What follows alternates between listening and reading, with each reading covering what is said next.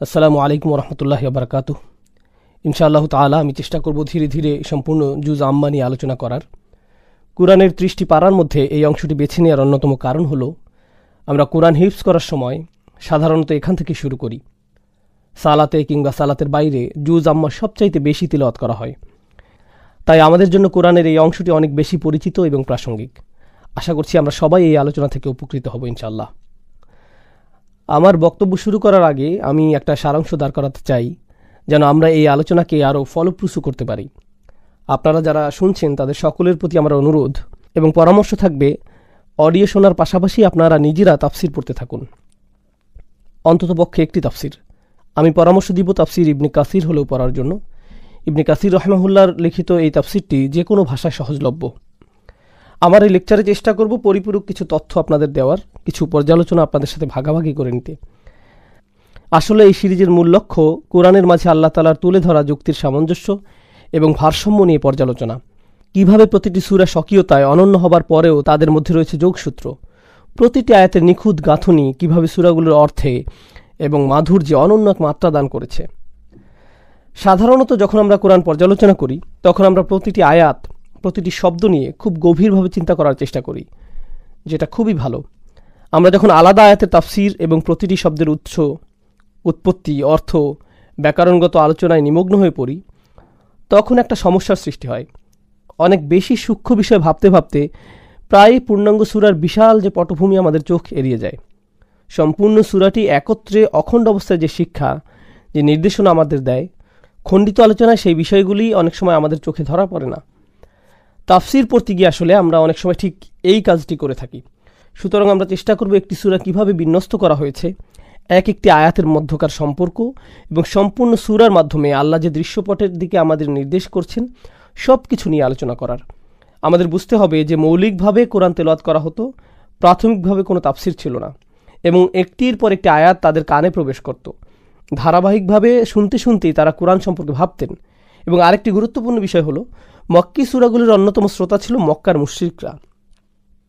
দেখুন, মুসলিমদের ক্ষেত্রে এটি স্বাভাবিক যে তারা প্রতিটি আয়াত থেমে থেমে প্রশ্ন করবে, বিজ্ঞ আলেমদের কাছ থেকে তারা আরও জানতে চাইবে, সময় নিয়ে গভীরভাবে উপলব্ধি করতে চাইবে।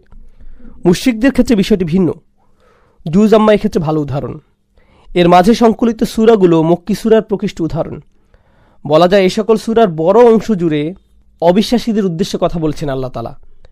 এজন্য আমরা আমাদের আলোচনায় এই সূরাগুলোর স্পষ্টবাদী বক্তব্য, গাঠনিক এবং আলংকারিক বৈশিষ্ট্যগুলোর দিকে দৃষ্টিপাত করব।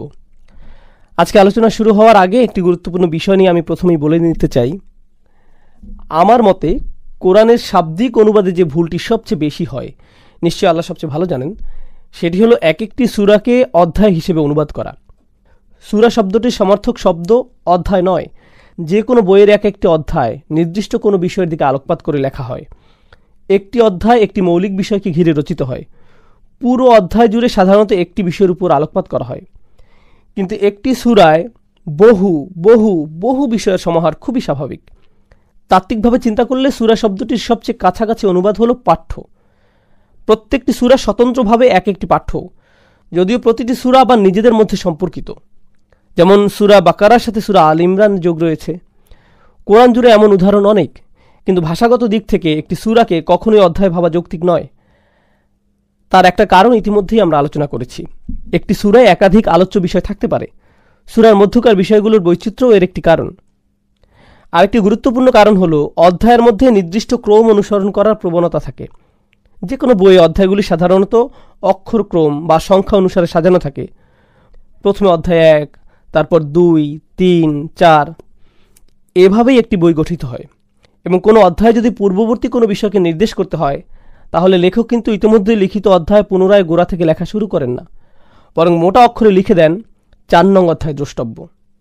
কিন্তু কোরআনে আমরা এমন অনেক উদাহরণ দেখতে পাই যেখানে আল্লাহ একটি ঘটনার পুনরাবৃত্তি করেছেন, একই দৃশ্যপট নানা আঙ্গিকে আমাদের সামনে উপস্থাপন করেছেন। তাই অধ্যায়ের সাথে সূরাকে মিলিয়ে ফেলা ঠিক নয়। এছাড়াও যে কোনো সূরাকে এক একটি পূর্ণ অংশের মর্যাদা দেওয়া হয়। আমরা যদি সূরা নূরের প্রতি লক্ষ্য করি, সেখানে আল্লাহ সম্পূর্ণ সূরাটিকে কিতাব, যার অর্থ বই, কিতাব বলে সম্বোধন করেছেন। সূরাটিকে এখানে খণ্ডিত নয়, বরং স্বয়ং সম্পূর্ণ সত্তা হিসেবে তুলে ধরা হয়েছে। এরকম বেশ কিছু কারণে সূরা এবং অধ্যায় এক নয়। ভাষাগত এবং উৎপত্তিগত দিক থেকেও সূরা শব্দটি অধ্যায় নয়, বরং ভিন্ন অর্থ বহন করে। সূরা আক্ষরিক অর্থে বোঝায় একটি শহরের বাইরের দেয়াল। এখনকার শহরগুলোর প্রবেশমুখে যেমন সজ্জিতভাবে লেখা থাকে শহরে স্বাগতম, অনেক বছর আগে বিষয়টা এমন ছিল না, বরং এক একটি শহরকে ঘিরে থাকত সুউচ্চ প্রাচীর। সেই প্রাচীরগুলো অনেকটা নিরাপত্তা বেষ্টনী হিসেবে কাজ করত। শহরের ভিতরের যত ব্যবসা বাণিজ্য, বসতি, সৈন্যবাহিনী, সরকার সব থাকতো সেই প্রাচীর দ্বারা বেষ্টিত। সেই দেয়ালের মাঝে চলতে থাকতো দৈনন্দিন বিচিত্র ঘটনা প্রবাহ। তারপরেও সব মিলে একটি স্বতন্ত্র শহর গঠন করে। সূরা শব্দটির মূলভাব অনেকটা এরকম। একটি মাত্র সূরায় বিভিন্ন বিষয়ের আলোচনার সমাগম ঘটে, অনেক ঘটনা প্রবাহ আলোচিত হয়, কিন্তু তারপরেও সবকিছু পরস্পর সংযুক্ত হয়ে একত্রে একটি সম্পূর্ণ সূরা গঠন করে। এছাড়াও আমরা আরও দুইটি বিষয় দৃষ্টিপাত করব। আসলে অনুবাদের কারণে এই দিকগুলো আমাদের চোখ এড়িয়ে যায়। তার মাঝে একটি হলো সূরার সূচনা এবং সমাপ্তির মাঝে সম্পর্ক, এবং এটি কোরআনের একটি ধারাবাহিক বৈশিষ্ট্য। সমস্ত কোরআন জুড়ে এই বৈশিষ্ট্যের পুনরাবৃত্তি দেখা যায়। প্রতিটি সূরা যে বিষয়বস্তু নিয়ে শুরু হয়, কোনো না কোনোভাবে সেই সূরার শেষ অংশে তার সাথে সম্পর্কিত কোনো প্রসঙ্গে আলোচনার মাধ্যমে সূরাটির ইতি টানা হয়। শুধু তাই নয়, একটি সূরার শেষ অংশে যা বলা হয়েছে আর পরবর্তী সূরার শুরুতে যা বর্ণিত হয়েছে তাদের মাঝেও একটা সংযোগ লক্ষণীয়। পূর্ববর্তী সূরার উপসংহার এবং পরের সূরার প্রথম বিষয়, এই দুইটি বিচ্ছিন্ন নয়। জুজ আম্মা শুরু হয়েছে সূরা নাবার সাথে। সূরা নাবা কোরআনের ৭৮ নম্বর সূরা। তার আগের সূরা হল সূরা নম্বর ৭৭, সূরা মুরসালাত। এই সূরাটিতে দুই রকম দলের কথা বলা হয়েছে। সূরা মুরসালাতের ৪১ নম্বর আয়াতে আল্লাহ বলছেন, ইন্নাল মুত্তাকিনা ফি যিলালিন ওয়া উয়ুন। আল্লাহকে যারা ভয় করেছে তারা আজ থাকবে সুনিবিড় ছায়াতলে, প্রবাহমান ঝর্ণার মাঝে। এখানে তাকওয়াবান মানুষদের কথা বলা হয়েছে। আবার সূরা নাবার শেষ অংশেও মুত্তাকিদের কথা এসেছে। সূরা মুরসালাতে বারবার এসেছে আরেকটি বিশেষ ধরনের মানুষের কথা। দুর্ভোগ তাদের জন্য যারা এই দিবসকে মিথ্যা প্রতিপন্ন করেছে। এবং একবার নয়, বারবার এই আয়াতটি পুনরাবৃত্ত হয়েছে সূরাটি জুড়ে। আল মুকাজ্জিবিন এই শব্দটি ব্যবহৃত হয়েছে এই জাতীয় মানুষের জন্য। যারা মিথ্যাবাদী তাদের জন্য এই শব্দটি ব্যবহার করা হয় না।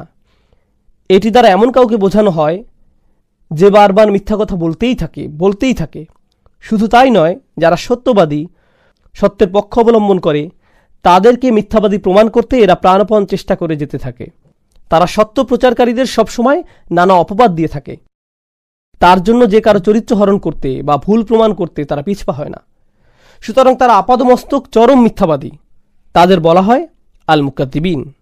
সূরা নাবা শুরু হয়েছে আম্মা ইয়াতাসাআলুন এই আয়াতটি দিয়ে, যেটার প্রচলিত অনুবাদে আমরা জানি কোন বিষয় সম্পর্কে তারা একে অপরকে জিজ্ঞেস করছে। এটি সূরা নাবার প্রথম আয়াতের সরল অনুবাদ। চলুন আমরা শব্দগুলো ভেঙে ভেঙে আলোচনা করি। তাহলে সূরা মুরসালাত এবং এর পরবর্তী সূরার অন্তর্নিহিত যে সম্পর্ক সেটা আমাদের বুঝতে সহজ হবে। এই আয়াতে আল্লাহ তাআলা অবিশ্বাসীদের নিজেদের মধ্যকার কথোপকথনের উপর মন্তব্য করেছেন। আসলে ইয়াতাসাআলুন শব্দটির তাফসির নিয়ে ৩টি মত আছে। এই শব্দটির সাধারণ অনুবাদ হলো তারা একে অপরকে জিজ্ঞেস করছে। প্রচলিত ৩টি মতের প্রথমটি হলো এখানে বিশ্বাসীদেরকে অবিশ্বাসীরা প্রশ্ন করছে। দ্বিতীয় মতটি হলো অবিশ্বাসীরা নিজেদের মধ্যে প্রশ্ন তুলছে। সর্বশেষ মত, বিশ্বাসী এবং অবিশ্বাসী উভয় পক্ষ রাসূলুল্লাহ সাল্লাল্লাহু আলাইহি সাল্লামের কাছে জানতে চাইছে। অন্যান্য আয়াত পারিপার্শ্বিক বিষয় বিবেচনায় দ্বিতীয় মতটিকে সবচাইতে সঠিক বা সত্যের কাছাকাছি বলে অধিকাংশ একমত হয়েছেন। অর্থাৎ এই আয়াতে কুফফারদের একটি দল নিজেদের মাঝে প্রশ্ন করছে, অবিশ্বাসীরা একজন আরেকজনের কাছে জানতে চাইছে। যে কোনো ভাষা বা সংস্কৃতিতে মানুষ প্রশ্ন করে মূলত দুইটি উদ্দেশ্যের একটি থেকে। প্রথমত জানার আগ্রহ থেকে। অজানা কিছু জানার জন্য মানুষ তার চাইতে বেশি জ্ঞানী কাউকে প্রশ্ন করে। নেহায়েত কৌতূহল থেকে সাধারণত এমন প্রশ্ন করা।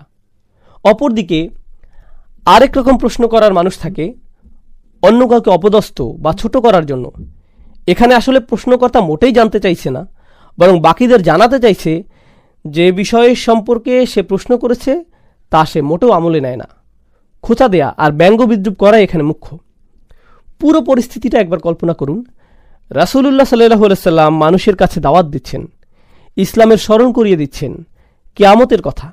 এমন একদিন আসবে যেদিন এই বিশ্ব চূর্ণ বিচূর্ণ হয়ে যাবে, মৃতরা পুনরায় জীবিত হয়ে যাবে, সমুদ্র প্রচণ্ড তাপে ফুটতে থাকবে। এই ধ্রুব সত্য জানিয়ে তিনি মানুষকে সতর্ক করছেন। এই সব কিছু শোনার পর তাকে ব্যঙ্গ করার জন্য, তাকে সকলের সামনে হাসির পাত্র বানানোর উদ্দেশ্যে অবিশ্বাসীরা নিজেদের মাঝে বলাবলি করছে, তুমি কি জানো সে কি নিয়ে বলছে? না তো, তুমি জানো? না, আমিও এমন উদ্ভট কথা কখনো শুনিনি। এই ধরনের কথা চালাচালির একমাত্র উদ্দেশ্য তাকে হেয় করা, অপমানিত করা। ঠিক সূরা মুরসালাতে আমরা দেখেছি আল্লাহ বারবার বলেছেন আল মুকাজ্জিবিনের সম্পর্কে। এই ধরনের মিথ্যাচারিতা অর্থাৎ তাকযীবের একটি বহুল প্রচলিত পন্থা হল যিনি সত্য প্রচার করছেন এবং যে সত্য তিনি প্রচার করছেন সেসব বিষয় নিয়ে হাসি তামাশা করা, গুরুত্বপূর্ণ বিষয় নিয়ে ব্যঙ্গাত্মক প্রশ্ন করে বিষয়টার গুরুত্ব কমানোর চেষ্টা করা, বিচার দিবসে যে কোনো বিবরণ এবং ভয়াবহতা সম্পর্কে যে কোনো আয়াতের বিপরীতে অবিশ্বাসীরা এই ধরনের ব্যঙ্গাত্মক আচরণ করে যাচ্ছিল। যেমন তারা বলতো, আরে তোমার কি মাথা ঠিক আছে? মরে গিয়ে আমরা আবার জীবিত হব, তাই না? আর এই যে বিরাট বিরাট পাহাড়, সেগুলো সব তুলার মতো উঠতে থাকবে, এইসব কথা আমাদের বিশ্বাস করতে বলো? আর কি যেন বলো তোমরা, মাটিতে মিশে যাওয়ার পর আবার কবর থেকে বেরিয়ে আসবো? যত সব বানানো গালগল্প। এভাবে খোঁচা দেওয়ার সুরে তারা কথা বলতো। অবশ্য এমন ভঙ্গিতে কথা বলা আজকের যুগেও অপরিচিত নয়। এখানে একটা বিষয় লক্ষ্য করুন এবং অনুধাবন করার চেষ্টা করুন।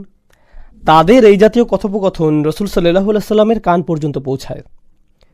যারা ইতিমধ্যে বিশ্বাসী এবং দাওয়াতি কাজ করছেন তাদেরও এসবের মুখোমুখি হওয়া লাগতো। কিন্তু এই দুই পক্ষ ছাড়াও আরেক পক্ষ এখানে উপস্থিত। তিনি হলেন আল্লাহ আযজা ওয়া জাল্লা। সমস্ত কথোপকথন তিনি শুরু থেকেই শুনছেন এবং এই সূরার প্রথম আয়াতে আল্লাহ অবিশ্বাসীদের হীন পরিকল্পনার প্রেক্ষিতে তার নিজের বক্তব্য প্রদান করছেন।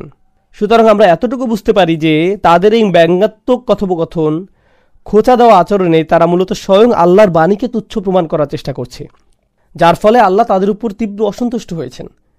তিনি নিজেই তাদের এই আচরণকে লক্ষ্য করে সরাসরি আয়াত নাজিল করেছেন। আল্লাহ বলেন, আম্মা ইয়াতাসাআলুন। এই পর্যায়ে আমি অবিশ্বাসীদের প্রশ্নের ধরন সম্পর্কে আবার একটু বলতে চাই। কোরআনের বিভিন্ন অংশে তাদের এ জাতীয় প্রশ্নকে উদ্ধৃত করা হয়েছে। বিচার দিবসের বর্ণনার বিপরীতে তারা বলতো, আমরা কিভাবে বেঁচে উঠব যখন আমাদের হাড়গুলো মাটিতে মিশে যাবে? কিংবা যখন আল্লাহ তাআলা বলেন আলাইহা তিসআতা আশার, জাহান্নামে থাকবে 19 জন প্রহরী, তখন তারা বলে উঠল, মাত্র 19 জন, এ তো কোনো ব্যাপারই না আমাদের জন্য। সুতরাং বোঝাই যাচ্ছে তারা কি ধরনের প্রশ্ন এবং সমালোচনা করত রাসূলুল্লাহ সাল্লাল্লাহু আলাইহি ওয়াসাল্লামকে দমিয়ে দেওয়ার জন্য।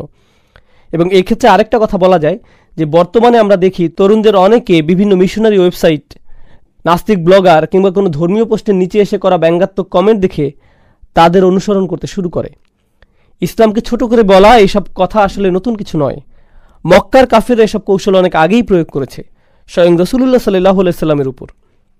সে যাই হোক, আল্লাহ বলছেন, আম্মা ইয়াতাসাআলুন আনিন নাবাইল আযীম।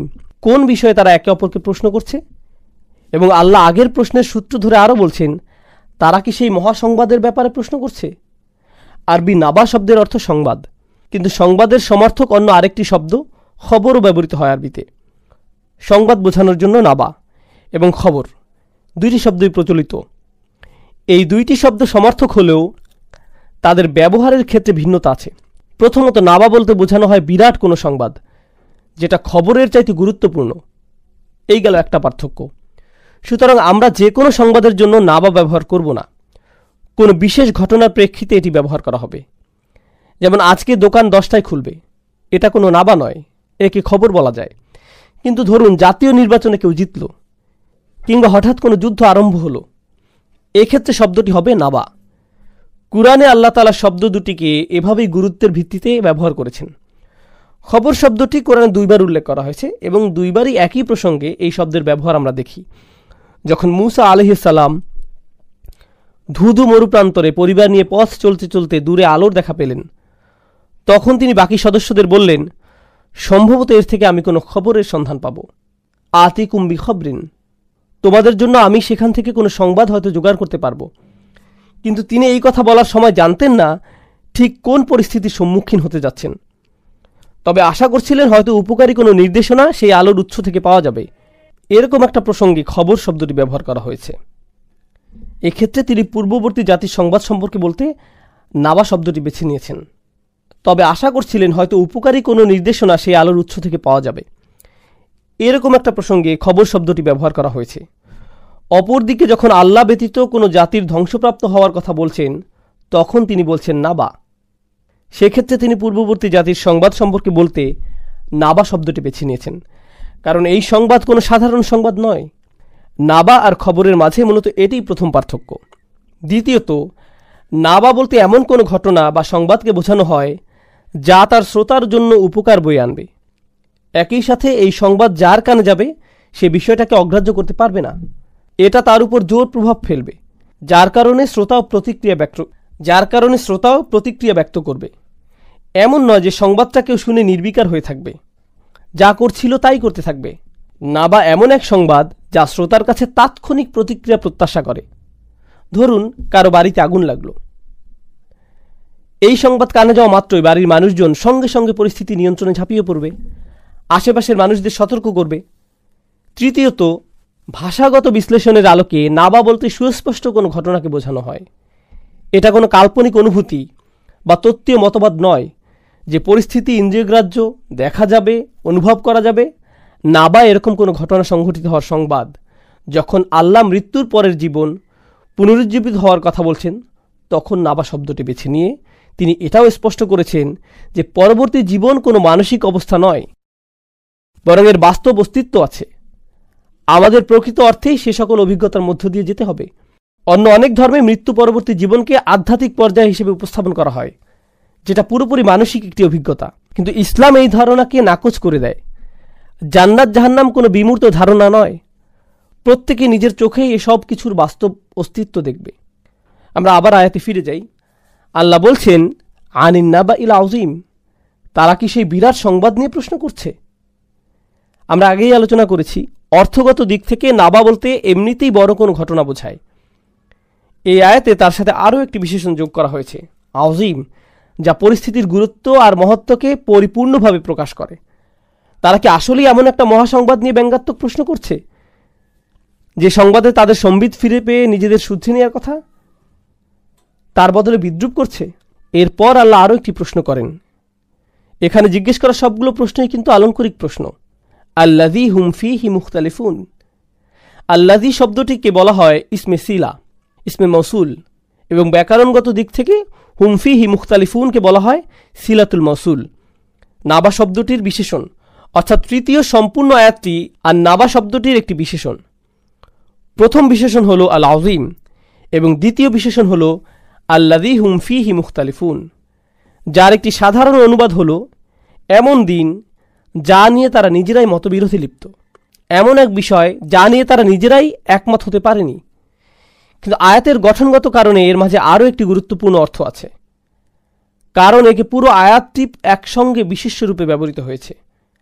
আর এই কারণে আমরা বুঝতে পারি আল্লাহ তাআলা এমন কোনো বিষয় নিয়ে বলছেন যা তারা সব সময় করে থাকে। এই মতবিরোধ ক্ষণিকের জন্য নয়।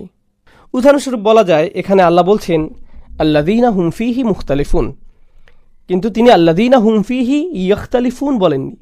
এখানে ইসমে ফাইল ব্যবহৃত হয়েছে। আর বিশেষ্যের কারণে আমরা বুঝতে পারি এখানে স্থায়ীভাবে ঘটবে এমন কোনো ঘটনার প্রতি ইঙ্গিত করা হচ্ছে, যেহেতু ক্রিয়া দ্বারা ক্ষণস্থায়ী এবং বিশেষ্য দ্বারা স্থায়ী অবস্থা বোঝানো হয়। এখানে আরেকটি বিষয় লক্ষণীয়, ফীহি এই শব্দটির ব্যবহার। শব্দটির অবস্থান হুম এবং মুখতালিফুনের মাঝে। আল্লাযীনা হুম মুখতালিফুন ফীহি এটা কিন্তু বলা হয়নি, অথচ সাধারণ আরবিতে বাক্যটির এমন গঠন হওয়া স্বাভাবিক। ফীহি মুখতালিফুন, যা একটা আকস্মিক ধাক্কা দেয়। এটাকে আসলেই সেই বিষয় যা নিয়ে তারা নিজেরাই নানা মতে বিভক্ত। ইখতিলাফ শব্দটির দুই ধরনের অর্থ হতে পারে। একটি হলো সুস্পষ্ট দ্বিমত, অর্থাৎ তারা আক্ষরিক অর্থেই বিষয়টি নিয়ে নিজেদের মাঝে ভিন্ন মত পোষণ করে। তারা যে শুধু হাসি ঠাট্টা আর ব্যঙ্গাত্মক মন্তব্য করছে তা নয়, এদের প্রত্যেকের আখিরাত সম্পর্কে মন গড়া নিজস্ব মতবাদ রয়েছে।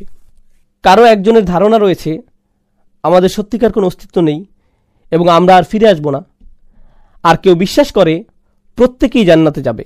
কেউ এমন তত্ত্ব ধারণ করে যে এত বিশাল সীমাহীন সৃষ্টির ক্ষুদ্রাতি ক্ষুদ্র কাজের হিসাব নেওয়া নিতান্তই অসম্ভব। নক্ষত্ররাজি, তারকারাজি, দৃশ্য অদৃশ্যের মহাবিশ্বের কর্মযজ্ঞের মাঝে সৃষ্টিকর্তা আমার মতো নগণ্য মানুষের দৈনন্দিন কাজের হিসাব নিশ্চয়ই নেবেন না। এত সব ঘটনা প্রবাহের উপর কেই বা নজর রাখবে? নিশ্চয়ই এমন কোনো জবাবদিহি করতে হবে না। তিনি আমাদের সবাইকে ছাড় দিবেন।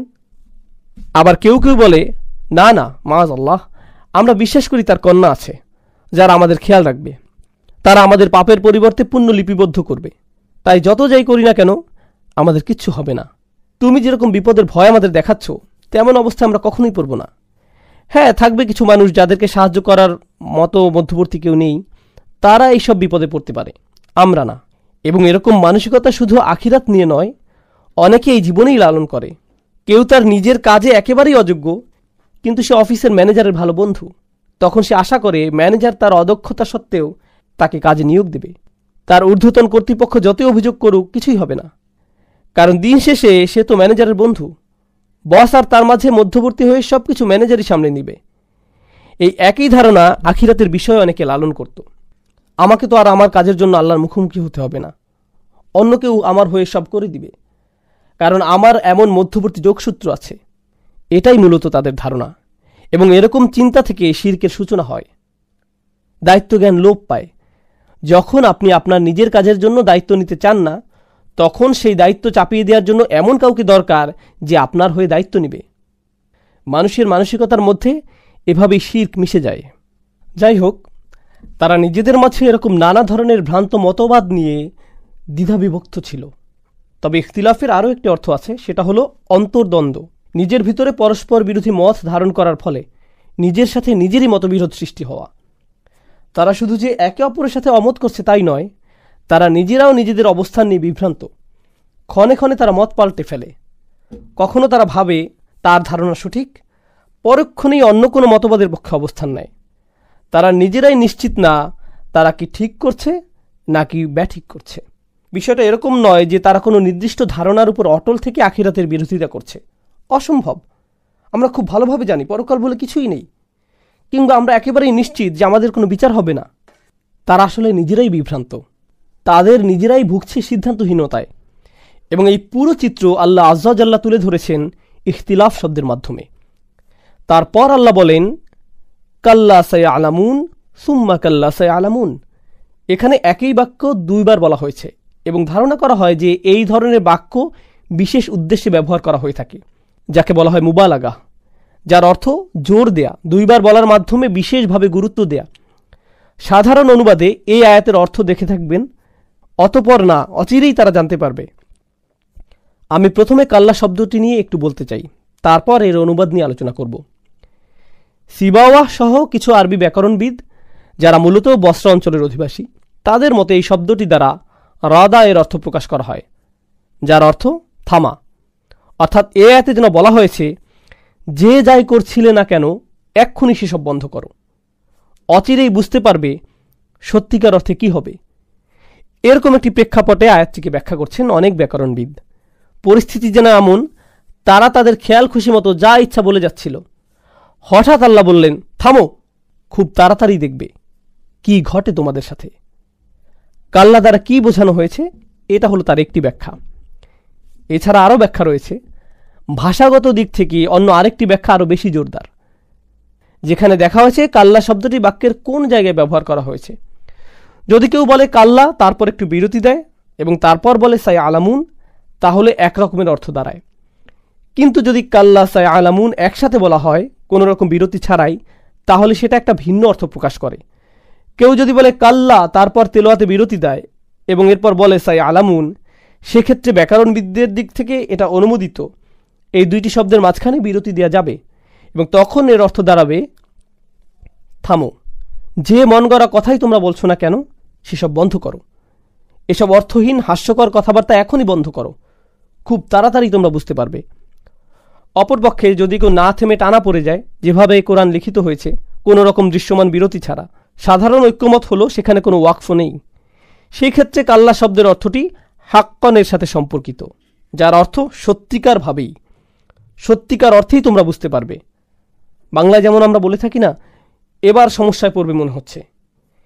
এই বাক্যে কিন্তু না বলার মাধ্যমে কাউকে মানা করা হচ্ছে না, এর অর্থ হলো সত্যিই সমস্যায় পড়বে। এখানে না বলতে নেতিবাচক না বুঝিয়ে বরং অবস্থাটা যে আসলেই ভয়াবহ সেটা বোঝানো হচ্ছে। আমরা ব্যবহার করছি না, কিন্তু সেটাকে না অর্থে ব্যবহার করছি না।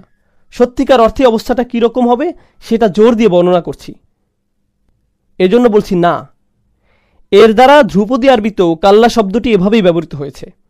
সত্যিকার অর্থে অবস্থাটা কীরকম হবে সেটা জোর দিয়ে বর্ণনা করছি এই না এর দ্বারা। ধ্রুপদী আরবিতেও কাল্লা শব্দটি এভাবেই ব্যবহৃত হয়ে এসেছে। তাই এখানে কাল্লা সে আলামুন মানে দাঁড়াচ্ছে না না, আসলে বাস্তবতা হলো খুব দ্রুতই তারা বুঝতে পারবে। পরের আয়াত সুম্মা কাল্লা সে আলামুন, না না, বরং বাস্তবতা হলো তারা খুব তাড়াতাড়ি বুঝতে পারবে। সাওফা শব্দের সংক্ষিপ্ত রূপ হলো সা। এখানে এই শব্দটি ব্যবহার করা হয়েছে যার অর্থ যা আসছে সেটা খুব বেশি নিকটবর্তী, এবং আল্লাহ সুবহানাহু ওয়া তাআলা এখানে সিন ব্যবহার করার মাধ্যমে নিশ্চিত করছেন যেন আমরা সময়ের স্বল্পতাটি অনুভব করতে পারি। এবং সূরার শেষে বলছেন ইন্না আনজারনাকুম আযাবান করিবা, তোমাদের আমরা সতর্ক করছি খুব নিকটবর্তী শাস্তির। সিনের ব্যবহার এবং শেষ আয়াতে করিবা শব্দের ব্যবহার স্পষ্ট করে তুলে ধরছে যে সেই সময়টি ঘনিয়ে আসছে, খুব দ্রুত ঘনিয়ে আসছে। এখন আমরা আলোচনা করব পরপর দুইটি আয়াতে একই শব্দাংশের পুনরাবৃত্তি সম্পর্কে। কাল্লা সে আলামুন, সুম্মা কাল্লা সে আলামুন। একটি মত যা আমাদের আগে আলোচনা করা বিষয়বস্তুর সাথে মিলে, সেটা হলো ব্যাকরণবিদদের মতে এটি তাকরিল লিল মুবালাগা। এখানে বিষয়টির ব্যাপ্তি বোঝানোর জন্য অতিরিক্ত জোর দিয়েছেন, বিষয়টাকে বড় করে দেখানোর জন্য, এবং আল্লাহর রাগ এবং ক্রোধকে প্রকাশ করার জন্য এখানে পুনরাবৃত্তি ব্যবহার করা হয়েছে। আমরা অনেক সময় সাধারণভাবে কথা বলার সময় এই পদ্ধতিটি অনুসরণ করে থাকি। আমি কিন্তু তোমাকে ছাড় দিব না, আমি তোমাকে ছাড় দিবই না। অনেক বেশি রাগের মাথায় আমরা এরকম কথা বলে থাকি। অথবা যদি কেউ খুব দুশ্চিন্তায় কিংবা চাপের মধ্যে থাকে, তখন শুধু বলে না দাঁড়াও, তখন সে বলে দাঁড়াও দাঁড়াও। আমরা দুইবার বলি যে কোনো ভাষাতে, এবং ধ্রুপদী আরবিতেও এটা একটা সাধারণ প্রকাশভঙ্গি। রাগ, দুশ্চিন্তা, সংঘাত, যে কোনো রকমের আবেগের তীব্রতা বোঝাতে আমরা একই বাক্য বা শব্দ বারংবার বলে থাকি। তো এটা হলো একটা প্রচলিত মত এই আয়াত দুটি সম্পর্কে। অন্য আরেকটি মত আছে যেটা অনেক মুফাসসিরগণ গ্রহণ করেছেন, এবং সেটা এখানে অনেক বেশি সামঞ্জস্যপূর্ণ এবং কোরআনের অন্যান্য অংশের সাথে অনেক বেশি মানানসই। কোরআনে সতর্ক করার সময় সব সময় দুইটি বিষয়কে সবচেয়ে বেশি প্রাধান্য দেওয়া হয়েছে। একটি হলো পুনরুত্থান দিবস আল কিয়ামা, এবং আরেকটি হলো জাহান্নামের আগুনের ভয়াবহতা, এবং তারা একটি আরেকটির সাথে সম্পর্কিত। সুতরাং এক কথায় বলা যায় কোরআনের দুটি প্রধান সতর্কবার্তা হলো আল কিয়ামা এবং জাহান্নামের আগুন। কোরআনে এই দুইটি বিষয় নিয়ে অসংখ্য বর্ণনা পাওয়া যায়।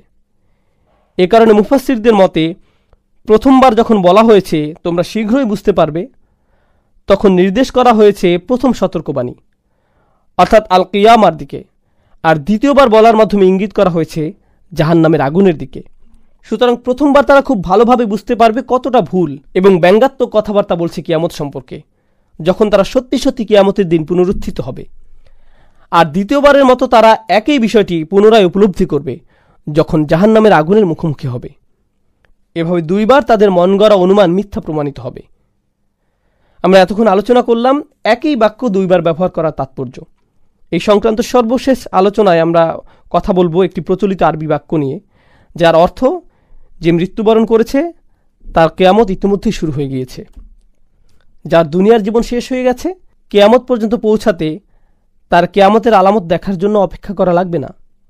সূর্য পশ্চিম দিকে ওঠার জন্য কিংবা সকল চিহ্নগুলো প্রকাশিত হওয়া তার জন্য অর্থহীন, কারণ তার কর্মফলে ইতিমধ্যে সে পৌঁছে গেছে। মৃত্যুর সাথে সাথে সে মৃত্যু পরবর্তী জীবনের ভয়াবহতা সম্পর্কে ধারণা পেয়ে গেছে। হযরত আলী রাদিয়াল্লাহু তাআলা আনহু বলছেন, জীবিত অবস্থায় মানুষ আসলে ঘুমিয়ে থাকে, মৃত্যুর মাধ্যমে সে জেগে ওঠে।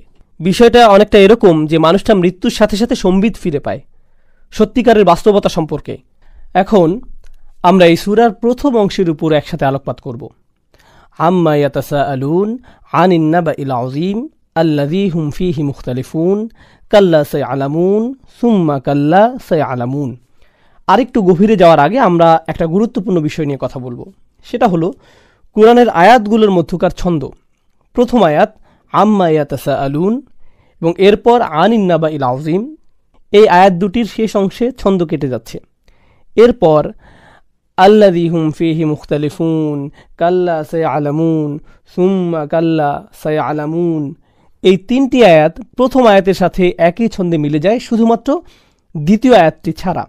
এবং আমরা যদি দ্বিতীয় আয়াতটা ব্যাকরণের দিক থেকে চিন্তা করি, তাহলে দেখব যে এই আয়াতটি তার পরবর্তী আয়াতের সাথে সম্পর্কিত, অর্থাৎ দুটি আয়াতকে একটি বাক্য হিসেবে গণ্য করা যায়। আনিন নাবাইল আযীমিল্লাযী হুম ফীহি মুখতালিফুন, পুরোটা একটা বাক্য। এবং দ্বিতীয় আয়াতটি যে নিজে স্বয়ংসম্পূর্ণ বাক্য নয়, সেটি আরও সুস্পষ্টভাবে বোঝানোর জন্য এখানে ছন্দপতন করা হয়েছে। আল আযীম শব্দে বিরতি দেওয়ার কারণে বাক্যের পরবর্তী অংশ থেকে প্রথম অংশটি বিচ্ছিন্ন হয়ে গেছে। কোরআনের অসংখ্য অসাধারণ বৈশিষ্ট্যের মধ্যে একটি হলো একই রকমের ছন্দে ছন্দবদ্ধ আয়াতগুলো একসাথে একটি সম্পূর্ণ অনুচ্ছেদকে বোঝায়। তাহলে দেখুন প্রথম 5টি আয়াত, আম্মা ইয়াতাসাআলুন আনিন নাবাইল আযীমিল্লাযী হুম ফীহি মুখতালিফুন কাল্লা সায়ালামুন সুম্মা কাল্লা সায়ালামুন। শুধু শুনুন, আলাম নাজআলিল আরদা মিহাদা ওয়াল জিবালা আওতাদা ওয়া খালাকনাকুম আজওয়াজা ওয়া জাআলনা নাওমাকুম সুবাতা। লক্ষ্য করুন এই পুরো অংশটাতে নতুন একটি ছন্দের অন্তমিল। এবং আরও একটা বিষয় লক্ষ্য করবেন, যখন আপনারা এর অর্থের দিকে নজর দিবেন, দেখবেন এই নতুন ছন্দের অংশটুকু পুরোটা একটা নতুন অর্থ বহন করে। আগেরগুলোর সাথেও এই আয়াতগুলো সম্পর্কিত, কিন্তু পরবর্তী আয়াতগুলোর নিজেদের মধ্যে নিজস্ব অর্থগত সামঞ্জস্য রয়েছে। যেহেতু আমরা এই সূরাটির অন্তর্নিহিত তাৎপর্যকে ভালোভাবে উপলব্ধি করার চেষ্টা করছি, সেক্ষেত্রে আমাদের আরও একটি বিষয় মাথায় রাখতে হবে, সেটা হলো ইন্তিফাদ। বক্তব্যের মাঝে একটি বিষয় থাকে, একেবারে ভিন্ন আরেকটি বিষয়ে চলে যাওয়া, এমনভাবে বিষয় পরিবর্তন করা যাতে করে নতুন বক্তব্যটা প্রায় অপ্রাসঙ্গিক বলে মনে হয়। উদাহরণস্বরূপ, আলাম নাজআলিল আরদা মিহাদা, প্রচলিত অর্থ হলো, আমি কি জমিনকে শয্যা বানাইনি? জমিনকে কি আমি সমতল পৃষ্ঠরূপে সৃষ্টি করিনি? মিহাদ শব্দটির সাথে সম্পর্কিত আরেকটা শব্দ হলো মাহাদ। মাহাদ শব্দের অর্থ ছোট শিশুদের দোলনা। এই শব্দটিকে মায়ের গর্ভ হিসেবেও ব্যবহার করা হয়। মাহাদ দ্বারা এমন একটি দোলনা বোঝায় যা ছোট শিশুদের জন্য আরামদায়ক। আল্লাহ বলছেন, ভূপৃষ্ঠকে কি আমি এমনভাবে সৃষ্টি করিনি যাতে করে সেটা তোমাদের জন্য আরামদায়ক হয়? প্রাচীন আরবিতে মিহাদ শব্দটি বিছানা অর্থ ব্যবহৃত হয়। সুতরাং এটি এমন একটি জায়গা যেখানে কেউ বিশ্রাম নিতে পারে, যেখানে প্রশান্তি অনুভব হয়। সুতরাং পরবর্তী এ সকল আয়াতে দেখতে পাচ্ছি এখানে আল্লাহর নিয়ামতগুলো সম্পর্কে বলা হয়েছে। আল্লাহর অনুগ্রহ যে আমাদেরকে অষ্টপৃষ্ঠে জড়িয়ে রেখেছে, সে কথাই বারবার বলা হচ্ছে এই আয়াতগুলোতে। কিন্তু পুনরুত্থান কিংবা কিয়ামতের সাথে এই নিয়ামতের বর্ণনা কিভাবে সামঞ্জস্যপূর্ণ, কিংবা তাদের যে ব্যঙ্গাত্মক মন্তব্যের বিপরীতে আল্লাহ কথা বলছেন, তার সাথেই বা এর সম্পর্ক কী? দেখুন, তাদের সব রকমের ব্যঙ্গাত্মক মন্তব্য এবং কথাবার্তার মূল সারাংশ এটাই যে কিয়ামতের যে ভয়াবহতা তুলে ধরা হয়েছে তাদের সামনে, সেটা বাস্তবে ঘটা তাদের মতে নিতান্তই অসম্ভব। মৃত্যুর পরের জীবন, চন্দ্র সূর্যের সংঘর্ষ, পুরো পৃথিবী বিস্ফোরিত হওয়া, তাদের ভাষ্যমতে এসব বাস্তবে ঘটতেই পারে না। এরকম অকল্পনীয় বিশাল ঘটনা কেউ কখনো ঘটতে দেখেনি। অভাবনীয় প্রকাণ্ড সব ঘটনাবলী বাস্তবায়ন করার মতো সামর্থ্যবান, ক্ষমতাশালী কেই বা আছে? এখন দেখুন, আমরা মানুষেরা নিজেদের সামর্থ্য সম্পর্কে খুব ভালোভাবে অবগত আছি। আমরা নিজেরা নিজেদের জন্য শয্যা প্রস্তুত করতে পারি, আমরা নিজেদের জন্য ঘরবাড়ি তৈরি করতে পারি। আর এবার আমরা আয়াতগুলো দেখব, আমাদের সামর্থ্য জায়গাগুলোতে আল্লাহর সীমাহীন পারদর্শিতা নিয়ে কি অনায়াসে আমাদেরকে অতিক্রম করে যায়। সহজ কথা বলতে গেলে এটা অনেকটা একজন মানুষের কারিগরি সক্ষমতার সাথে আল্লাহর সৃষ্টি করা সামর্থ্যের একটা তুলনামূলক বিশ্লেষণ। দেখো কেমন শয্যা তুমি নিজের জন্য প্রস্তুত করতে পারো, আর কেমন শয্যা আল্লাহ তোমার জন্য প্রস্তুত করেছেন সমগ্র বিশ্ব জুড়ে। আলাম নাজআলিল আরদা মিহাদা, আমরাও বিরাট স্তম্ভ নির্মাণ করে পেরেকের সাহায্যে তাঁবু খাটাই। ওয়াল জিবালা আওতাদা, যদিও এই আয়াত সম্পর্কে অনেক বৈজ্ঞানিক ব্যাখ্যা রয়েছে, আমি ওইদিকে যাচ্ছি না, আমি শুধু ভাষাগত ব্যাখ্যার দিকেই মনোযোগ দিচ্ছি। আল্লাহ বলছেন, আমি কি পাহাড় পর্বতগুলোকে পেরেকের মতো গেঁথে দেইনি? আওতাদ শব্দটি কোরআনের অন্য আরেক জায়গায় ব্যবহার করা হয়েছে, ফিরআউন নাদিল আওতাদ, ফিরআউনের তাঁবুর বহর বোঝানোর জন্য। পরবর্তী সূরাগুলোর আলোচনায় আমরা এটা দেখতে পাব। ফিরআউন পরিচিত ছিল তার পেরেকের জন্য। ফিরআউন যখন যেখানেই চলাচল করত, তার আগে থাকত তার লক্ষ লক্ষ অগণিত সৈন্যের দল, আর যখনই তারা কোথাও থামত, তখন সেখানে অবস্থানের জন্য তারা তাঁবু খাটাত। এই তাঁবুগুলো পরিচিত হতো তার সবচেয়ে গুরুত্বপূর্ণ অংশ, অর্থাৎ তার পেরেক দ্বারা। আসলে এটা আরবি ভাষার একটা বৈশিষ্ট্য, যে কোনো কিছুকে তার সবচেয়ে গুরুত্বপূর্ণ অংশটি দ্বারা ইঙ্গিত করা হয়। যেমন একজন যোদ্ধাকে এক্ষেত্রে চাইলে তলোয়ার বলা যায়, কারণ তলোয়ারটি হলো সেই যোদ্ধার সবচাইতে গুরুত্বপূর্ণ অংশ। ধ্রুপদী আরবিতে এই বৈশিষ্ট্যের কারণে তাঁবুকে পেরেকও বলা যায়, কারণ একটা তাঁবুর সবচেয়ে গুরুত্বপূর্ণ অংশ হলো তার পেরেকগুলো। পেরেক ছাড়া তাঁবুটার কোনো মূল্যই নেই। আল্লাহ বলছেন, তোমরা এই ধরনের তাঁবু খাটিয়ে থাকো, এবার দেখো কোন ধরনের তাঁবু আমি খাটাতে পারি, আর সেটা কেমন। ওয়াল জিবালা আওতাদা, আল্লাহর অকল্পনীয় ক্ষমতা সম্পর্কে ন্যূনতম ধারণা আমরা এভাবে পেতে পারি। এগুলো না হয় অনেক বিরাট সৃষ্টি। এবার মানুষের অভ্যন্তরীণ কিছু বিষয়ের দিকে নজর দেওয়া যাক। ওয়াখলাকনাকুম আজওয়াজা, আমি তোমাদের প্রত্যেককে জোড়ায় জোড়ায় সৃষ্টি করেছি। জোড়া তৈরি করার ক্ষমতা তোমাদের কারণেই। তুমি তোমার জোড়া সৃষ্টি করনি। কোনো পুরুষ নারীকে কিংবা কোনো নারী পুরুষকে সৃষ্টি করার ক্ষমতা রাখে না। আমি তোমাদেরকে এভাবে সৃষ্টি করেছি। এর কোনো কিছুতে তোমার কোনো হাত নেই। আমি দয়া করে তোমাদের এই বিন্যাস করে দিয়েছি। তোমার নিজের সৃষ্টির উপরে তোমার ন্যূনতম নিয়ন্ত্রণ নেই। তুমি কোন লিঙ্গের হয়ে জন্মাবে তাতেও তোমার কোনো হাত নেই। তোমার সঙ্গিনী বা সঙ্গী সৃষ্টি করার ক্ষমতা তোমার নেই। এটা এমনই এক সৃষ্টিগত বৈশিষ্ট্য যা অবিশ্বাসীদের নিজেদের মাঝে স্পষ্টভাবে দৃশ্যমান। অবিশ্বাসীরা নিজেরাও খুব ভালোভাবে জানে যে তাদের সঙ্গী সৃষ্টি করার ক্ষেত্রে নিজেদের ক্ষমতা নেই। তারা নিজেরা পরিকল্পনা করে এ কাজ করেনি, চাইলেও পারবে না। আল্লাহ বলছেন, ওয়াজআলনা নাওমাকুম সুবাতা, আমরা সৃষ্টি করেছি নাওম, ঘুম, গভীর ঘুম। আল্লাহ আয়াতুল কুরসিতে বলেন, লা তাখুযুহু সিনাতুন ওয়ালা নাওম। সিনা মানে তন্দ্রা, আর নাওম মানে হলো ঘুম, গভীর ঘুম। তো আল্লাহ বলছেন নাওমাকুম সুবাতা। সাবাত অর্থ আরবি প্রবাদ সাবাতা শাআরাহু, কেউ তার চুল কেটে ফেলল। আক্ষরিকভাবে সুবাত মানে বিচ্ছিন্ন করা, বিচ্ছিন্ন করা।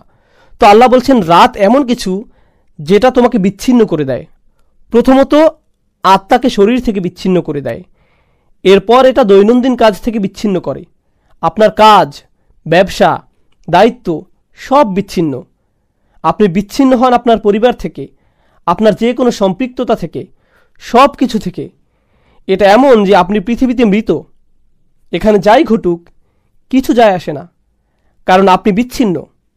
বিচ্ছিন্ন এটা খুবই গুরুত্বপূর্ণ, কারণ সূরার শেষের দিকে আল্লাহ বিচার দিবস নিয়ে কথা বলছেন, এবং বিচারের দিনে প্রত্যেক মানুষ বিচ্ছিন্ন থাকবে। তারা বিচ্ছিন্ন থাকবে একে অপরের থেকে।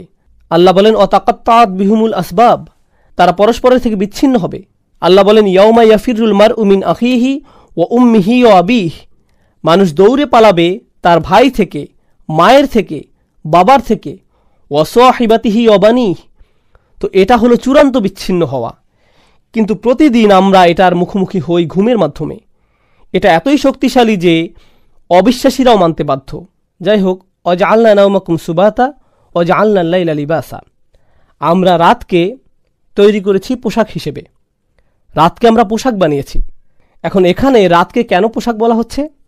কারণ রাত আপনাকে আবৃত করে ফেলে, আপনাকে চাদরের ন্যায় মুড়িয়ে নেয়। পোশাক হচ্ছে এমন কিছু যেটার আবরণে আপনি নিজেকে ঢেকে রাখেন।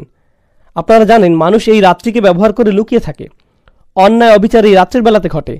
সকল গোপনীয়তা এই রাতকে কেন্দ্র করে আবর্তিত হয়। অতর্কিত হামলাগুলো রাতেই ঘটে। চুরি ডাকাতি সব রাতেই সংঘটিত হয়। এই সকল কিছুই রাতের সাথে জড়িত, কেননা এটা গোপনীয়তার উৎকৃষ্ট সময়। কিন্তু আরেকটা বিষয় যা এখান থেকে বোঝা যাচ্ছে, এই রাত একটা আবরণ, একটা চাদর যা আপনার উপর চাপানো হচ্ছে, এবং আপনি এটা সরাতে পারছেন না। এই রাত থেকে বেঁচে থাকা আপনার ক্ষমতার বাইরে। আপনি এই ঘরের আলো জ্বালিয়ে দিতে পারেন, আপনি এই ঘরে আলো জ্বালিয়ে দিতে পারেন, কিন্তু তার মানে রাত থেকে মুক্ত হয়ে যাচ্ছেন এমন না। এই রাত সকলকে পরাজিত করে, ঠিক যেমন দিনও সকলকে পরাজিত করে। তো আল্লাহ আজ্জা জাল্লা এই রাতকে আপনার উপর প্রকট করেছেন, অর্থাৎ এটা আল্লাহর অসংখ্য সৃষ্টির মধ্যে আরও একটি সৃষ্টি যা পৃথিবীতে সকল সৃষ্টিকে পরাভূত করে। এই রাত্রি ওয়াজআলনা আল-লাইলা লিবাসা ওয়াজআলনা আন-নাহারা মাআশা, আর আমরা দিনকে করেছি। এখানে মাস শব্দটি জরফে জামান হতে পারে, কিংবা অ্যাডভার্ব হতে পারে, কিংবা সময় বা স্থান বোঝানো কোনো বিশেষ্য। আক্ষরিকভাবে এখানে সময়, অথবা এটা ইনফিনিটিভ হতে পারে, যেটাকে আরবিতে বলে মাসদার। এবং এর দ্বারা আয়াতে কি বোঝায় সেটা আমরা সামনে আলোচনা করব। ওয়াজআলনা আন-নাহারা মাআশা, আর আমরা উজ্জ্বল দিন বা সকালের সময়কে জীবিকার মাধ্যম বা জীবিকার সময় বানিয়েছি। মাস বলতে এই দুটোর দিকে ইঙ্গিত করা হয়েছে। দিনের সময়টাতেই মানুষ তার জীবিকা উপার্জন করে থাকে, আর এটা বিশেষভাবে মরুভূমির ক্ষেত্রে সত্য, কেননা মরুভূমিতে খুবই কম জায়গা আছে যেখানে চাষবাস করা যায়, এবং সেখান থেকেই পুরো অঞ্চলের মানুষদের খাবারের ব্যবস্থা হয়।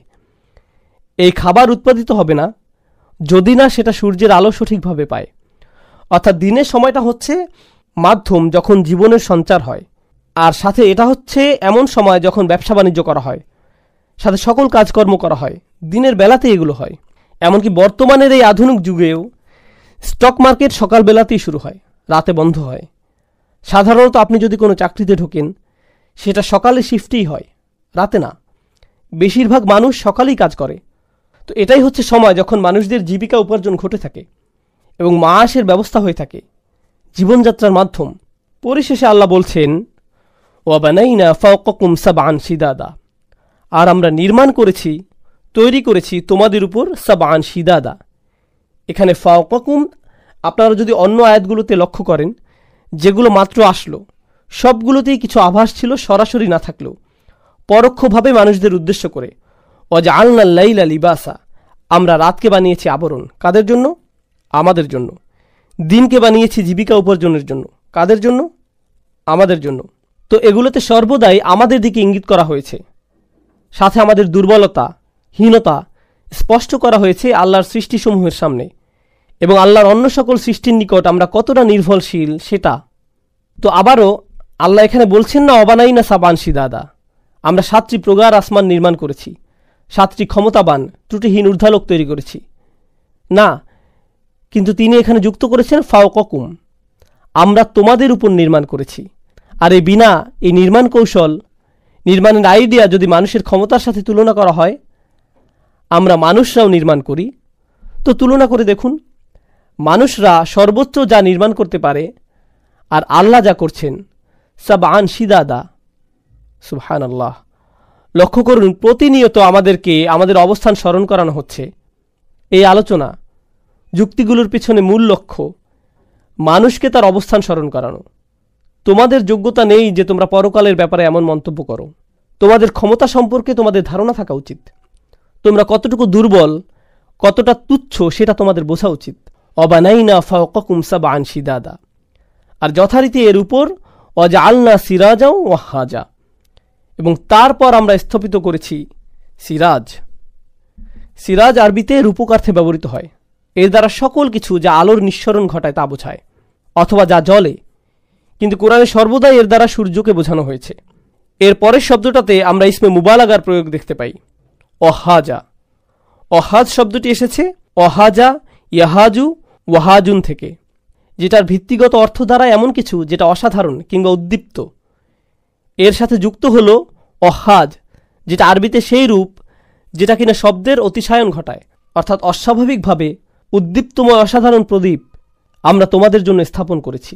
তো দুনিয়াতে তোমরা যত প্রকার বাতি জ্বালাতে পারো, যত প্রকারের ঝাড়বাতি তৈরি করতে পারো, সেগুলোর তুলনায় আল্লাহ তাআলার এই সৃষ্টি কেমন? আবারও এর দ্বারা জানান দেয়া হচ্ছে মানুষের ক্ষমতাহীন অবস্থা। একই সময়ে আল্লাহ সুবহানাহু ওয়া তাআলার সৃষ্টিশীল ক্ষমতার রূপ। ওয়া আনজালনা মিনাল মুসিরাতি মাআন সাজ্জাজা, একটি চমৎকার আয়াত যা আল্লাহর সৃষ্টিশীল নৈপুণ্যের প্রকাশ ঘটাচ্ছে। তিনি বলছেন, আমরা পাঠিয়েছি মিনাল মুসিরাত। আসারা শব্দটি আরবিতে, অথবা ইয়াসার যেটা মাজদার, এর অর্থ হচ্ছে চাপ দিয়ে নিঃশেষিত করা, শক্ত মুষ্টিতে নিংড়ানো। একটা মত অনুযায়ী এর দ্বারা বাতাসকে বোঝানো হচ্ছে। বাতাস বহমান হয়, তারপর তা মেঘদের চাপ দিয়ে নিংড়িয়ে নেয়, এবং এরপর মেঘ থেকে পাওয়া যায় বৃষ্টি।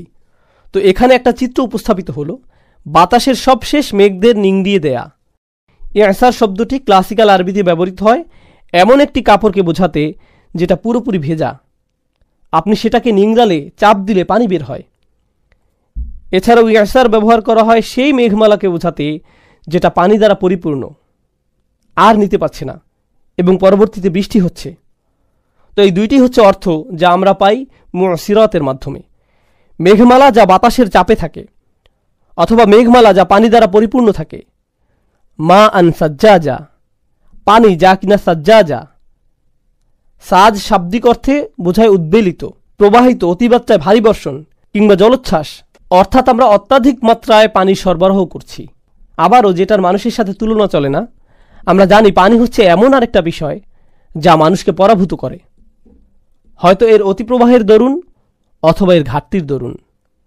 আল্লাহ যখন পানি সরবরাহ বন্ধ রাখেন, সেটা মৃত্যু বা দুর্ভিক্ষের কারণ হতে পারে, যখন তিনি অত্যাধিক পানির সরবরাহ করেন তখনও সেটা মৃত্যু বা ধ্বংসের কারণ হতে পারে। সুবহানাল্লাহ। তো আল্লাহ আজ্জা জাল্লা আবারও এখানে মানুষের উপর তার ক্ষমতার প্রদর্শন করে যাচ্ছেন। আচ্ছা, এখন আপনারা আল্লাহ সুবহানাহু ওয়া তাআলার কথাতে কিঞ্চিৎ দয়ার লক্ষ্য করবেন। তিনি আপনাদের উপর কি কি নিয়ামত দিয়ে রেখেছেন সেগুলোর স্মরণ হবে। লিনুখরিজা বিহি হাব্বাও ওয়া নাবাতা। আমরা এখান থেকে পাই, এখানে হি দ্বারা অর্থাৎ সর্বনামটি দ্বারা মা বা পানি বোঝানো হচ্ছে। পানি থেকে আমরা বের করি হাব্বা ওয়া নাবাতা। হাব্বান শব্দটি ব্যবহৃত হয় সকল প্রকার শস্য বোঝাতে, সকল প্রকার দানা, এ ধরনের ফসল বোঝাতে। নাবাত শব্দটি ব্যবহৃত হয় সকল প্রকারের ঘাস বা শাক সবজি বোঝাতে। তো সামগ্রিকভাবে পৃথিবীর পুষ্টি সাধনের জন্য সকল খাদ্যের কথা বলা হচ্ছে। পৃথিবীতে যদি এই সবুজ শ্যামল উদ্ভিদ না থাকে, প্রাণের অস্তিত্ব থাকবে না। আমরা যাই আহার করি না কেন সেটা উদ্ভিদ জীবনের সাথে জড়িত। আচ্ছা, যাই হোক, লিনুখরিজা বিহি হাব্বা ওয়া নাবাতা ওয়া জান্নাতিন আলফাফা। এর চাইতে মজার বিষয় হচ্ছে, জান্নাত বলতে আমরা জানি ঘন সবুজ বাগান, আর আলফাফ শব্দটি হতে পারে লাফিফের বহুবচন। যদিও এই ব্যাপারে আরও মত রয়েছে। লাফিফ শব্দের অর্থ যা ছড়ানো বা জড়ানো থাকে। তো দৃশ্যায়ন হচ্ছে এমন বাগানের যেখানে গাছের সাথে ডালপালা, পাতাসমূহ একত্রে বিজড়িত অবস্থায় আছে। সূক্ষ্মভাবে এটা আরেকটার সাথে যুক্ত, দেখতে মনে হচ্ছে একে অপরের সাথে জট লাগা অবস্থায় আছে। এটাই হচ্ছে ওয়া জান্নাতিন আলফাফা। গাছপালা যেগুলো এতটাই কাছাকাছি আর এতটাই ঘন যে আপনি বলতে পারবেন না কোথায় শুরু আর কোথায় শেষ, এটাই জান্নাতিন আলফাফা। এটাই মূলত দৃশ্যায়ন যা এখানে করা হয়েছে। এখন এতক্ষণ ধরে সৃষ্টিশীল ক্ষমতার এতটা ব্যাখ্যা করবার পর, এটা ছিল দ্বিতীয় স্তবক, যদি মনে থাকে, দ্বিতীয় পাঠ এই সূরার, যেখানে মানুষের ক্ষমতা কিংবা দুর্বলতার সাথে আল্লাহর সৃষ্টিশীলতার একটা তুলনা করা হয়েছে। প্রথম স্তবকে যদি আমরা ফিরে যাই, সেখানে সামগ্রিকভাবে সমস্যাটা কি ছিল? সমস্যাটা ছিল পরকালের অস্বীকার। এখন এটা নিয়ে কথা বলা যায়। এখন যখন তোমাকে তোমার স্থান আঙুল দিয়ে দেখিয়ে দেওয়া হয়েছে, এখন যা প্রথমে বলা হয়েছিল আর তুমি হাসি ঠাট্টা করেছিলে সেটার দিকে ফিরে যাওয়া। আল্লাহ আজ্জা ওয়া জাল্লা বলছেন, ইন্না ইয়াউমাল ফাসলি কানা মিকাতা। নিশ্চয়ই সেদিন ফাসল, আল ফাসল শব্দটি আরবিতে বোঝায় দুইটি জিনিস যা একত্রে ছিল। এটা নিয়ে তাদের এমনভাবে আলাদা করা যাতে তারা পরিষ্কারভাবে একে অপরের থেকে দূরে সরে যায়। আর এটা বিচার দিবসের একটা বিবরণ। আলেমগণ বলে থাকেন, এই দিবসকে আলাদা হওয়ার দিন বা স্পষ্টভাবে চিহ্নিত হওয়ার দিন বলা হয়, কেননা এই দিন সত্যকে মিথ্যা থেকে আলাদা করা হবে। আর দুনিয়াতে মানুষ অল্প কিছু সত্যি বলে থাকে, কিন্তু তার সাথে ঢের মিথ্যা মিশিয়ে উপস্থাপন করে। মুশরিকরাও এমন করেছিল। এমন না যে তারা আল্লাহতে বিশ্বাস করেনি, তারা আল্লাহতে বিশ্বাস করেছে, কিন্তু সাথে অন্যদের উপাসনাও করেছে। তো পৃথিবীতে যারা খারাপ করে তারা সাথে ভালো কিছুর নজির উপস্থাপন করে। তারা ভালোর সাথে খারাপের মিশ্রণ ঘটায়, সত্যকে মিথ্যার সাথে মিশিয়ে ফেলে। বিচার দিবস হচ্ছে এমন দিন যখন এই সকল কিছুকে আলাদা স্পষ্ট করা হবে। মানুষকে তার মিথ্যা থেকে আলাদা করা হবে, প্রার্থনাকারীদেরকে তাদের মিথ্যা উপাস্যদের থেকে বিচ্ছিন্ন করা হবে, তাদের উপর যে ভরসা করেছিল সেটাও। অত্যাচারী শাসককে তার ক্ষমতা থেকে দূরে নেওয়া হবে। সকল বিষয় যা এখন একত্রে যুক্ত আছে সব কিছুই সেদিন পৃথক হবে। আল্লাহ আজ্জা ওয়া জাল্লা এমনকি সূরাতুল বাকারাতে অনুসারীদের কথা উল্লেখ করেছেন যাদেরকে লিডার থেকেই আলাদা করা হবে। ইজ তাবারাল্লাযীনা ইত্তাবাউ মিনাল্লাযীনা ইত্তাবাউ। সেই মানুষজন যাদের অনুসরণ করা হতো তারা নিজেদের তাদের থেকে গুটিয়ে নিবে যারা তাদের অনুসরণ করত। তো বর্তমানে যেসব বাচ্চারা হাল আমলের ট্রেন্ড হিসেবে বিভিন্ন সুপারস্টার সেলিব্রিটিদের অনুসরণ করছে, হিসাবের দিন এনারা তাদের সেই ভক্তদেরকে চিনবেই না। তারা সেই ভক্তদের থেকে দূরে সরে যাবে। এদের তো আমি চিনিই না, এদের সাথে আমার কোনো কিছু নেই। আবার একইভাবে আমরা অনেক সময় ফ্যামিলি ট্র্যাডিশনকে এত বেশি গুরুত্ব দেই যা ইসলামে নিষিদ্ধ কোনো বিষয়। বাপ, চাচা কিংবা কোনো পারিবারিক বুজুর্গের কথায় করে ফেলি। বিচারের দিন এই আঙ্কেল আন্টিও যার কথায় আমি সুদ নিয়েছি, অশালীন পার্টি আয়োজন করেছি, অসৎ ব্যবসায় অংশ নিয়েছি, আমাদের থেকে সরে যাবে, সরাসরি অস্বীকার করবে, বলবে আমরা তো এর কিছুই জানি না। যাই হোক, ইন্না ইয়াউমাল ফাসলি কানা মিকাতা। এই ফাসল বা পৃথক করার দিনের একেবারে সর্বোচ্চ চিত্রায়ন যেটা আল্লাহ আজ্জা ওয়া জাল্লা করেছেন, এই দিনে মা তার সন্তান থেকে পৃথক হবে। এটাই সম্ভবত সবচাইতে স্পষ্ট বিবরণ যা আল্লাহ তাআলা এই ফাসল বোঝাতে ব্যবহার করেছেন। আল্লাহ আমাদের এই দিনের ভয়াবহতা থেকে রক্ষা করুন। যেহেতু আমাদের সময় হচ্ছে, এই আয়াত নিয়ে আর সামান্য কিছু কথা বলে আমি শেষ করছি বিইজনিল্লাহ। আল্লাহ এই আয়াতে বলছেন, ইন্না ইয়াউমাল ফাসলি কানা মিকাতা, বিচ্ছিন্ন করার এই দিন, স্পষ্টভাবে চিহ্নিত করার এই দিন, দুটো বিষয়কে পৃথক করার এই দিবস ইতিমধ্যে নির্দিষ্ট হয়ে গেছে। মিকাত হচ্ছে যেটাকে জারফে জামান বলা হয়, এই নির্ধারিত সময়। এটা আশারই ছিল, এক সময় যেটা হতোই, এই সময়টা আঘাত হানতই।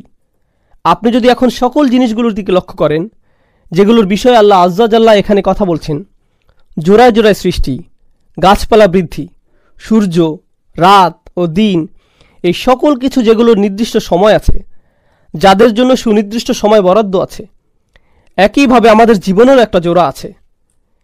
কিছু না কিছুর সাথে এটি বন্ধনে আবদ্ধ। কিসের সাথে আমাদের জীবনের জোর? এটির জোর হচ্ছে পরকালের সাথে, যার জন্য এটা একটা নির্দিষ্ট সময় আছে। যেভাবে আপনি কোনো ঋতুর পরিবর্তন আশা করেন, অথবা দুপুরের পর রাতের আশা করেন, রাতের পর সকালের আশা করেন, একইভাবে মাথায় রাখেন যে এটিও নির্দিষ্ট করা আছে এবং এটিই ঘটবে, অপরিবর্তনীয়। ধীরে ধীরে আমরা সেদিকেই এগোচ্ছি, আপনি সেটা পছন্দ করেন বা না করেন। একইভাবে বিষয়টি আরেকটি জায়গাতে বর্ণিত হয়েছে, শীঘ্রই যেটা নিয়ে আমরা আলোচনা করব ইনশাআল্লাহ তাআলা। ইয়া আইয়ুহাল ইনসান ইন্নাকা কাদিহুন ইলা রব্বিকা কাদহান ফামুলাকিহ। আরে মানুষ, তুমি একটু ভেবে দেখো, তুমি দিনে দিনে তোমার রবের নিকট এগিয়ে যাচ্ছ, প্রতি মিনিটে মিনিটে, সেকেন্ডে সেকেন্ডে, যেটার জ্ঞানও তোমার নেই, আর তোমার তার সাথে দেখা হতে যাচ্ছে। অনেকটা এমন যে আপনি যাই করেন না কেন, আপনারা সম্ভবত প্রত্যেকেই লিফটে চড়েছেন, যেটাতে আপনি শুধু দাঁড়িয়ে থাকেন, লিফট এগোতে থাকে। আমরা এভাবেই দাঁড়িয়ে আছি, বুঝি বা না বুঝি, আর সেদিকেই এগিয়ে যাচ্ছি, আমাদের রবের দিকে আমরা অগ্রসর হচ্ছি। আল্লাহ আমাদেরকে এই দিনের জটিলতা থেকে পানাহ দান করুন বিইজনিল্লাহি তাআলা। এশার সালাতের পর আমরা আবার সূরা নাবার দার্স শেষ করার চেষ্টা করব। যেখানে শেষ করেছিলাম সেখান থেকে আবার আমরা শুরু করতে যাচ্ছি। আয়াত নম্বর 17, সূরাতুন নাবা। ইন্না ইয়াউমাল ফাসলি কানা মিকাতা। আমরা আলোচনা করছিলাম, কোনো সন্দেহ নেই বিচ্ছিন্নকারী সেই দিন নির্ধারিত হয়েছে, আর সেটার সময়ও নির্দিষ্ট। মিকাত, মিকাত শব্দটি আরবিতে জারফে জামান। এর দ্বারা কোনো কিছুর জন্য নির্ধারিত এমন সময় বোঝায় যেটা নড়চড় হবে না। আল্লাহ বলেন, ইয়াউমা ইউনফাখু ফিস-সূরি ফাতাতুনা আফওয়াজা। এখন সেই দিবসের পরিচয় পর্ব সম্পন্ন হয়েছে। বাকি আয়াতসমূহে বিচার দিবসের কার্যক্রম বর্ণনা করা হবে। আল্লাহ আজ্জাজাল্লাহ এখানে আলোচনা শুরু করেছেন ইয়াউমা ইউনফাখু ফিস-সূর, সেই দিন যখন বিস্ফোরণ ঘটানো হবে। নাফাখা ইয়ানফাখু নাফখান, ফিস-সূর ফুৎকার দেওয়া হবে, সূরে অর্থাৎ ডঙ্কায়। তবে আরবিতে আক্ষরিকভাবে সূর বলতে বোঝায় শিং, মানে বন্যপ্রাণীদের শিং বা সেই শিং যেটাতে ফু দেয়া হয়। ফাতাতুনা আফওয়াজা, তাতুন শব্দটি এখানে হাদির ফর্মে, অর্থাৎ মধ্যম পুরুষ। ফলস্বরূপ তোমরা সবাই সামনে আসবে, দলে দলে, বৃহৎ পরিমাণে। আল্লাহ আজ্জাজাল্লাহ কুফফারদের ব্যাপারে কথা বলার পরিবর্তে এখন সরাসরি কুফফারদের সাথেই কথা বলছেন। সূরা শুরু হয় আম্মা ইয়াতাসাআলুন বলার মাধ্যমে। সেখানে তাসাআলুন বলা হয়নি, তারা একে অপরকে জিজ্ঞাসা করছে, অর্থাৎ উত্তম পুরুষ হিসেবে। কিন্তু এখন আল্লাহ তাদেরকেই বলছেন সরাসরি। অন্যভাবে বললে, শুরুতে আল্লাহ তাদের প্রতি ক্ষোভ প্রকাশ করেছিলেন, তাদের সাথে সরাসরি কথা না বলেই তিনি তাদের ব্যাপারে শুধু আলোচনা করেছিলেন। আরবিতে এটাকে বলা হয় তাবঈদ, ব্যক্তি থেকে নিজেকে দূরে সরানো, যার সাথে আপনি খুশি নন। তবে আরবিতে আরও একটি উপায় আছে কারো প্রতি নিজের ক্ষোভ জাহির করার জন্য, যেখানে প্রথমে ব্যক্তির সাথে সরাসরি কথা বলা হয় না, তবে পরবর্তীতে হঠাৎ তার দিকে ফেরা হয় আর তাকে হঠাৎ সারপ্রাইজ করে দেওয়া হয়। এরকম ক্লাসরুমে প্রায় হতে দেখা যায়। কেউ যদি কোনো বিষয়ে ফেল করে, টিচার ক্লাসরুমে ঢুকে পরোক্ষভাবে বলে, কিছু ছেলেপেলে একেবারেই পড়াশোনা করে না। এখন সব ছাত্ররাই কিছুটা নার্ভাস, কিন্তু কেউই জানে না যে এটা কার বিষয় বলা হচ্ছে। তারপর শিক্ষক মশাই তার কথার ভিতরেই হঠাৎ আবদুল্লার দিকে ফিরে বলেন, এই আবদুল্লাহ তুমি। এতে কি হবে মনে করেন? আবদুল্লাহ হঠাৎ আকাশ থেকে পড়ল।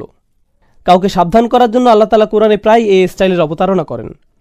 যেমন ধরুন, আল্লাহ তাআলা কোরআনে বলেন, ওয়াকালু ইত্তাখাযাল্লাহু ওয়ালাদা, তারা বলে আল্লাহ পুত্র সন্তানের পিতা হয়েছেন। লাকাদ জিতুম শাইআন ইদ্দা, তোমরা তো এক ভয়ঙ্কর কথার অবতারণা করেছ, জঘন্য বিষয় নিয়ে এসেছ। সরাসরি তাৎক্ষণিকভাবে আল্লাহ তারা থেকে তোমরাতে চলে গেছেন, কিন্তু তোমরা এটা করেছ। অর্থাৎ পরিবর্তন হলো গায়েব বা উত্তম পুরুষ থেকে হাদির মধ্যম পুরুষে। এই একই জিনিসটি ঘটল এই সূরাতেও। ফাতাতুন আফওয়াজা। আরবিতে আতা ইয়াতি শব্দটার একটা সুবিধা হচ্ছে এই শব্দটার দ্বারা শুধু আবির্ভাব বা উপস্থিত হওয়া বোঝায় না। যেমন যা আ ইয়াজি উ শব্দটার দ্বারা আবির্ভূত হওয়া বোঝায়, কিন্তু আতা ইয়াতি দ্বারা কারো আবির্ভাব বোঝায়, সাথে আত্মসমর্পণও বোঝায়। আসমান ও জমিন আল্লাহর দিকে ফিরল এবং তারা বলল, আমরা আসলাম মাথা নত করে, মানে আমরা আত্মসমর্পণ করলাম পুরোপুরি। তাই ফাতাতুন আফওয়াজা অর্থাৎ তোমরা দলে দলে আত্মসমর্পণ করবে। তোমরা দলে দলে শুধু আসবে এমন না, তোমরা দলে দলে বশ্যতা স্বীকার করে নিবে। এখানে মূলত তুলনা চলছে কিভাবে এখন তারা বিদ্রোহ করছে আর কিভাবে তারা তখন দলে দলে আত্মসমর্পণ করবে আল্লাহর নিকট। অফুতিহাতিস সামাউ ফাকানাত আবওয়াবা।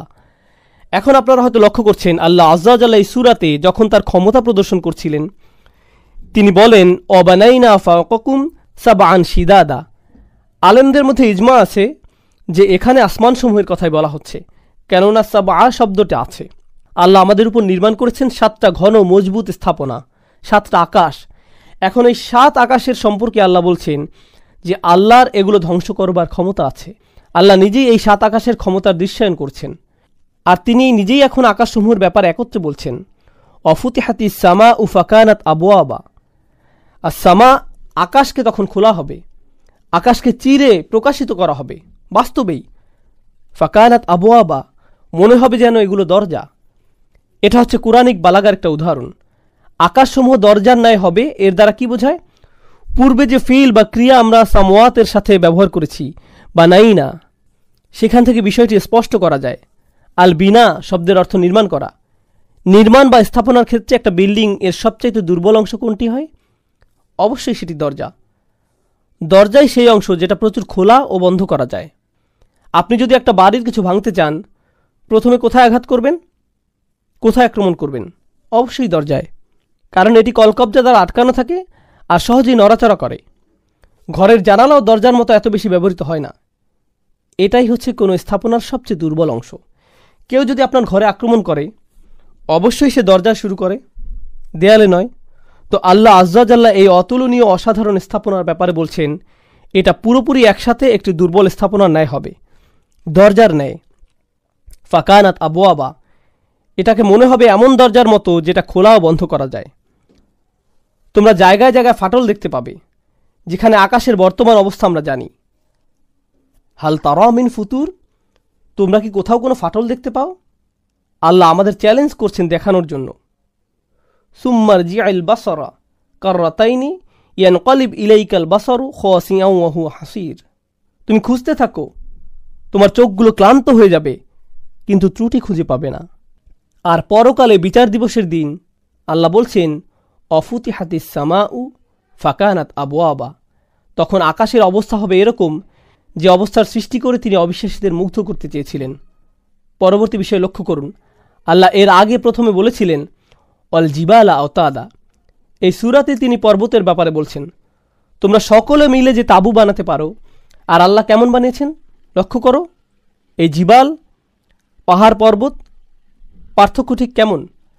এখন তিনি একই পাহাড়ের কথা বলছেন ও সুইরাতিল জিবাল। সুইরাত এখানে মাবনি আলাল মাজহুল ফিল মাদি, অর্থাৎ অতীতকাল আর কর্মবাচ্য। আল জিবাল এখানে নাইবুল ফাইল, আল ফেইল লা তাসাম্মা বিফাইল, এটা ব্যাকরণগত নাম, যদিও অপ্রাসঙ্গিক। যাই হোক, তাসির বলতে বোঝায় অসুইগিরাতিল জিবাল বলতে এমন জিনিস বোঝায় যেটা সহজে নড়াচড়া করতে পারে। তাসির বর্তমান সময়ে বোঝাবে যদি আপনি একটা বল নিয়ে সেটা মাটির মধ্যে ঘোরান, এটা হচ্ছে সহজে নড়াচড়া করা, যেখানে কোনো শক্তি খাটানো হয়নি, এটা নিজে নিজেই ঘুরছে ফিরছে। আপনি যখন মনের খুশিতে হেলে দুলে ঘুরছেন তখন আপনি তাসির করছেন, কোনো পরিশ্রম সেখানে নেই। যদি আপনি দৌড়ান তাহলে সেটা নয়, তবে সাধারণভাবে হাঁটাচলা করলে তাসির। আল্লাহ এখানে বলছেন পাহাড় পর্বত সেদিন খুব সহজে হাঁটাচলা করবে, তাদের গড়াগড়ি করার ন্যায় অবস্থা হবে, খাপ ছাড়াভাবে, সহজে হামাগুড়ি দিয়ে খাপ ছাড়াভাবে চলাচল। এটি সবচাইতে কম যার সাথে মিলে সেটি হচ্ছে পাহাড় পর্বত। কিন্তু আল্লাহ বলছেন অসুইরাতিল জিবাল, আর সাথে যোগ করছেন ফাকানাত সারাবা, অর্থাৎ বিভিন্ন পরিণতি। প্রথম অবস্থা হচ্ছে, আগে জেনে নিন, সারাবান বলতে বোঝায় মরিচিকা। শাব্দিক অর্থে এটি মরিচিকা বোঝায়। তারা মরিচিকায় রূপান্তরিত হবে বলতে বোঝানো হচ্ছে জানেন নিশ্চয়ই মরীচিকা কিভাবে বাতাসে ভাসে? ব্যাপারটা অনেকটা এমন হবে যে মনে হবে পাহাড়গুলো বাতাসে ভাসছে। আর একইভাবে মরীচিকার যেমন কোনো বাস্তবতা নেই, শেষে বোঝা যায় যে কিছুই ছিল না। পাহাড় পর্বতগুলোও এরকম কিছুই থাকবে না। এখান থেকে মানুষেরা কি দর্শন করবে তাও বোঝা যাবে। মানুষরা যখন দেখবে পাহাড়গুলো নড়চড় করছে, তারা এটা বিশ্বাস করতে চাইবে না। তারা কি চিন্তা করবে? তাদের নিকট মনে হবে এটা তো মরীচিকা, এটা তো হতেই পারে না। ফাকানাত সারাবা। এখন আল্লাহ আজ্জা ওয়া জাল্লা তার মূল কথার দিকে আসছেন। শুরুতে 2টি সাবধানবাণী ছিল, কাল্লা সাই আলামুন, সুম্মা কাল্লা সাই আলামুন। 2টি ওয়ার্নিং। প্রথমটি ছিল বিচার দিবসের জন্য, ইয়াউমা ইউনফাখু ফিস-সূরি ফাতআতুনা আফওয়াজা ওয়া ফুতিহাতিস সামাউ ফাকানাত আবওয়াবা ওয়া সুয়িরাতিল জিবাল ফাকানাত সারাবা। এগুলো সবই ছিল প্রথম সতর্কবাণীটার পরিপ্রেক্ষিতে। ইয়াউমুল ফাসল, আল কিয়ামা, কাল্লা সায়ালামুন। দ্বিতীয়টা কি কারণে ছিল? একটু পরেই তারা জানতে পারবে যে এটা জাহান্নামের ব্যাপারে বলা হয়েছে। এটা দ্বিতীয়বার যখন তারা বুঝতে পারবে, তো প্রথমে কিয়ামা, তারপরে আন্নার। তো আমরা সামনে আগাই। এখন আমরা পরবর্তী দৃশ্য দেখতে পাব। ইন্না জাহান্নামা কানাত মিরসাদা। নিশ্চয়ই জাহান্নাম শুরু থেকে উৎপেতে অপেক্ষা করছে। মিরসাদ শব্দটা, এর সাথে আরেকটা শব্দ আছে মারসাদ, যেটা আসছে রসাদা আরবি শব্দ থেকে। রসাদা ইয়ারসুদু আসছে নাসারা ইয়ানসুরু থেকে। অকাদুলাহুম কুল্লা মারসাদিন, মানে এমন কোনো জায়গা যেখানে আপনি লুকিয়ে থাকেন কাউকে আক্রমণ করার জন্য, এটাই মারসাদ। মিরসাদ যেটা একটি ভিন্ন শব্দ, এর দ্বারা বোঝায় এমন জায়গা যেটা ওত পেতে থাকার জন্য উৎকৃষ্ট স্থান। অর্থাৎ জায়গাটি ডিজাইন করা হয়েছে শুধুমাত্র শত্রুকে সর্বোৎকৃষ্ট উপায়ে আক্রমণ করার জন্য। আল্লাহ জাহান্নামের ব্যাপারে বলছেন যে এটা ওত পেতে আছে আর অপেক্ষায় আছে শুধুমাত্র আক্রমণের জন্য। এভাবেই বর্ণনা এসেছে, কানাত মিরসাদা। মুফাসসিরদের মধ্যে কয়েকজন, যেমন হাসান আল বাসরি রাহিমাহুল্লাহ, তিনি বলছেন ওয়া ইম মিনকুম ইল্লা ওয়ারিদুহা।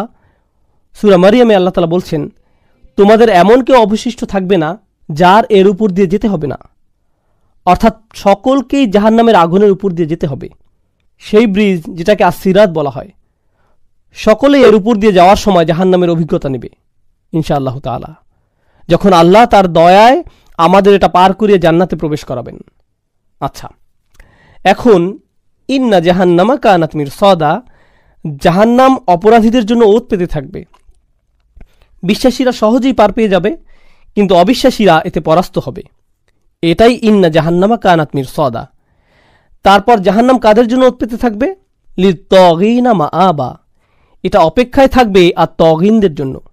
আল্লাহ বলেননি কাফিরদের জন্য, মুনাফিকদের জন্য, ফাসিকদের জন্য। অনেক শব্দ এখানে ব্যবহার করা যেত। নির্দিষ্টভাবে আল্লাহ এখানে যে শব্দটি ব্যবহার করেছেন আর তগিন, কেননা এটা ভিতরের বিষয় বলা হচ্ছে। কুফুর হচ্ছে মানুষের বাহ্যিক বিষয়, কিন্তু অন্তরে কি থাকে? আর তুগিয়ান, বিদ্রোহ ভাব। আমি আমার মনে যা চাই তাই করব। এই দুনিয়ায় কিছু মানুষ যারা দেখতে জ্ঞানী, যেমন প্রফেসর, ফিলোসোফার, সায়েন্টিস্ট, ওনারা কিংবা যারা নাস্তিক, তারা ধর্ম মানতে চায় না। এর পেছনের কারণ এই না যে ওনাদের কাছে বড় বড় কোনো যুক্তি আছে। মূল কারণ হচ্ছে ওনারা নিজেদের মন যা চায় সেভাবেই চলতে চান।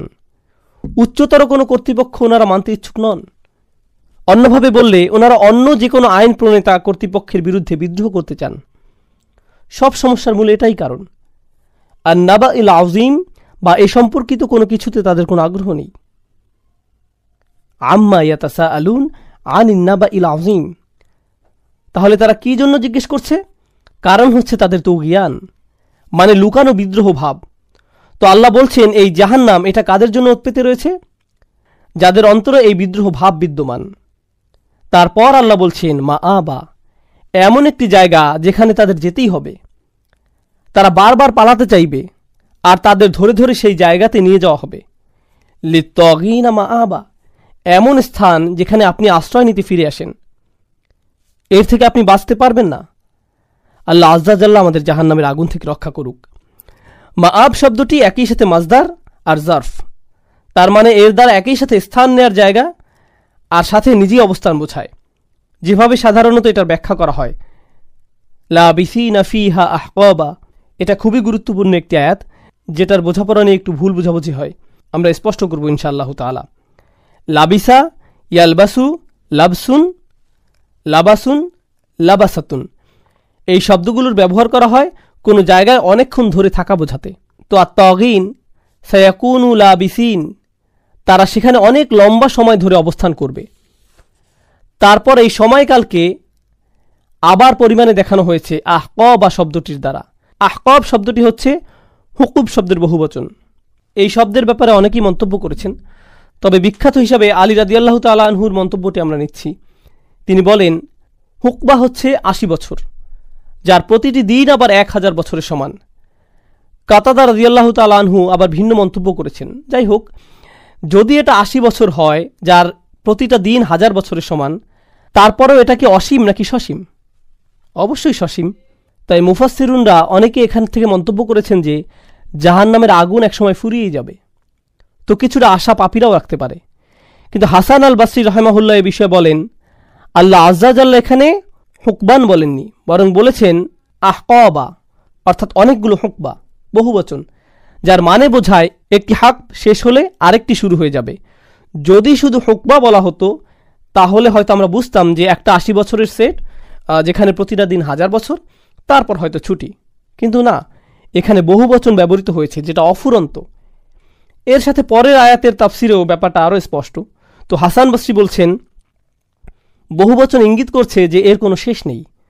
এক হাক শেষ হলে পরবর্তী হাক শুরু হয়ে যাবে, দ্বিতীয়টা শেষ করলে পরেরটা শুরু হচ্ছে, এভাবে চলতে থাকবে। তো আসলে এটা আশা নয়, বরং হতাশা বৃদ্ধি করে।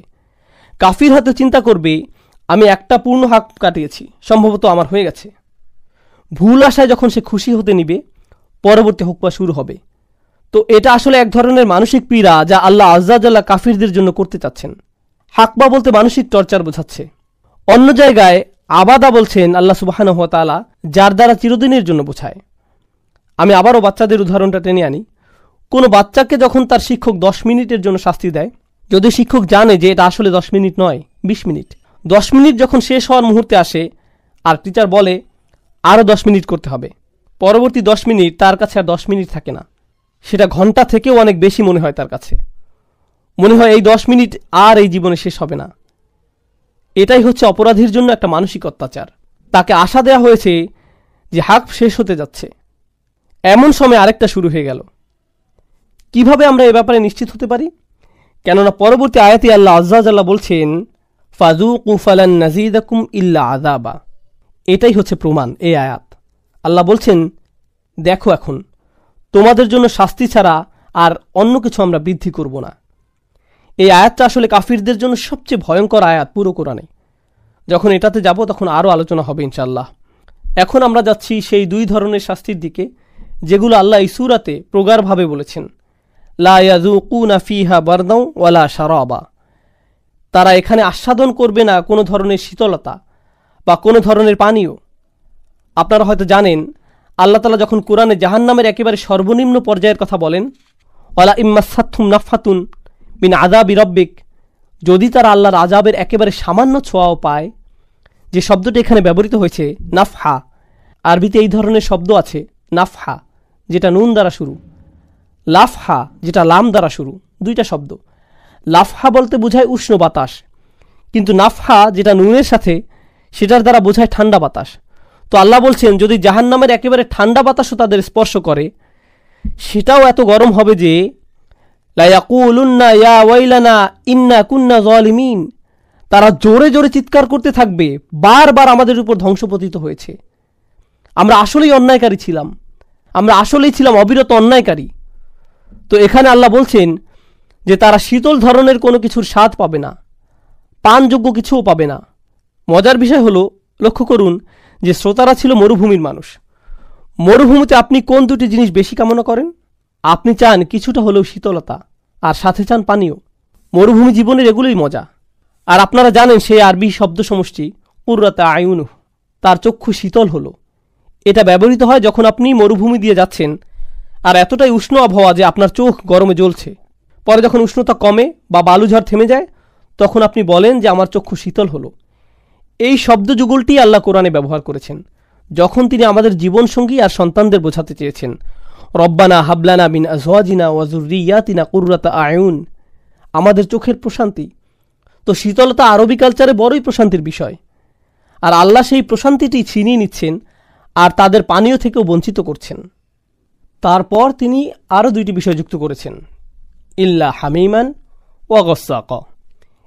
এই দুটি হচ্ছে বারদাও ওয়ালা শারাবা এর পরিবর্তে, শীতলতার পরিবর্তে তাদের উপর উষ্ণ উত্তপ্ত পানি ঢালা হবে। তো এটা হচ্ছে আগের দুটোর জায়গায় ঠান্ডা কিছু পাওয়ার পরিবর্তে তাদের আগুনে জ্বালানো হচ্ছে, আর পানীয়র পরিবর্তে তারা পাচ্ছে গসাক। গসাক হচ্ছে পুজ অথবা পচা রক্ত। জাহান্নামে তাদের অন্যান্য সঙ্গীদের থেকে শাস্তির মাধ্যমে যে পচে গলে যে পুজ বা পচা রক্ত নিঃসরণ হচ্ছে, সেটাই এখন তাদের একমাত্র পানীয় যা তারা পাবে। আল্লাহ আমাদের জাহান্নামের আগুন থেকে রক্ষা করুন। সব শেষে আল্লাহ সুবহানাহু ওয়া তাআলা যখন এভাবে ব্যাখ্যা করছেন, অবিশ্বাসীরা বলতে পারে এগুলো তো জঘন্য অত্যাচার, খুবই মারাত্মক। আমরা কি এতটাই খারাপ যেগুলো আমাদের সাথে হবে? তো এরপর আল্লাহ কি বলছেন দেখুন, জাযাআন ওয়িফাকা। জাযা শব্দের অর্থ পরিশোধ করা। জাযা শব্দের অর্থ পরিশোধ করা, যেটার ভিতর এই অর্থ অনেকটা নিহিত যে তুমি যা করো তাই পাবে, পরিপূর্ণ।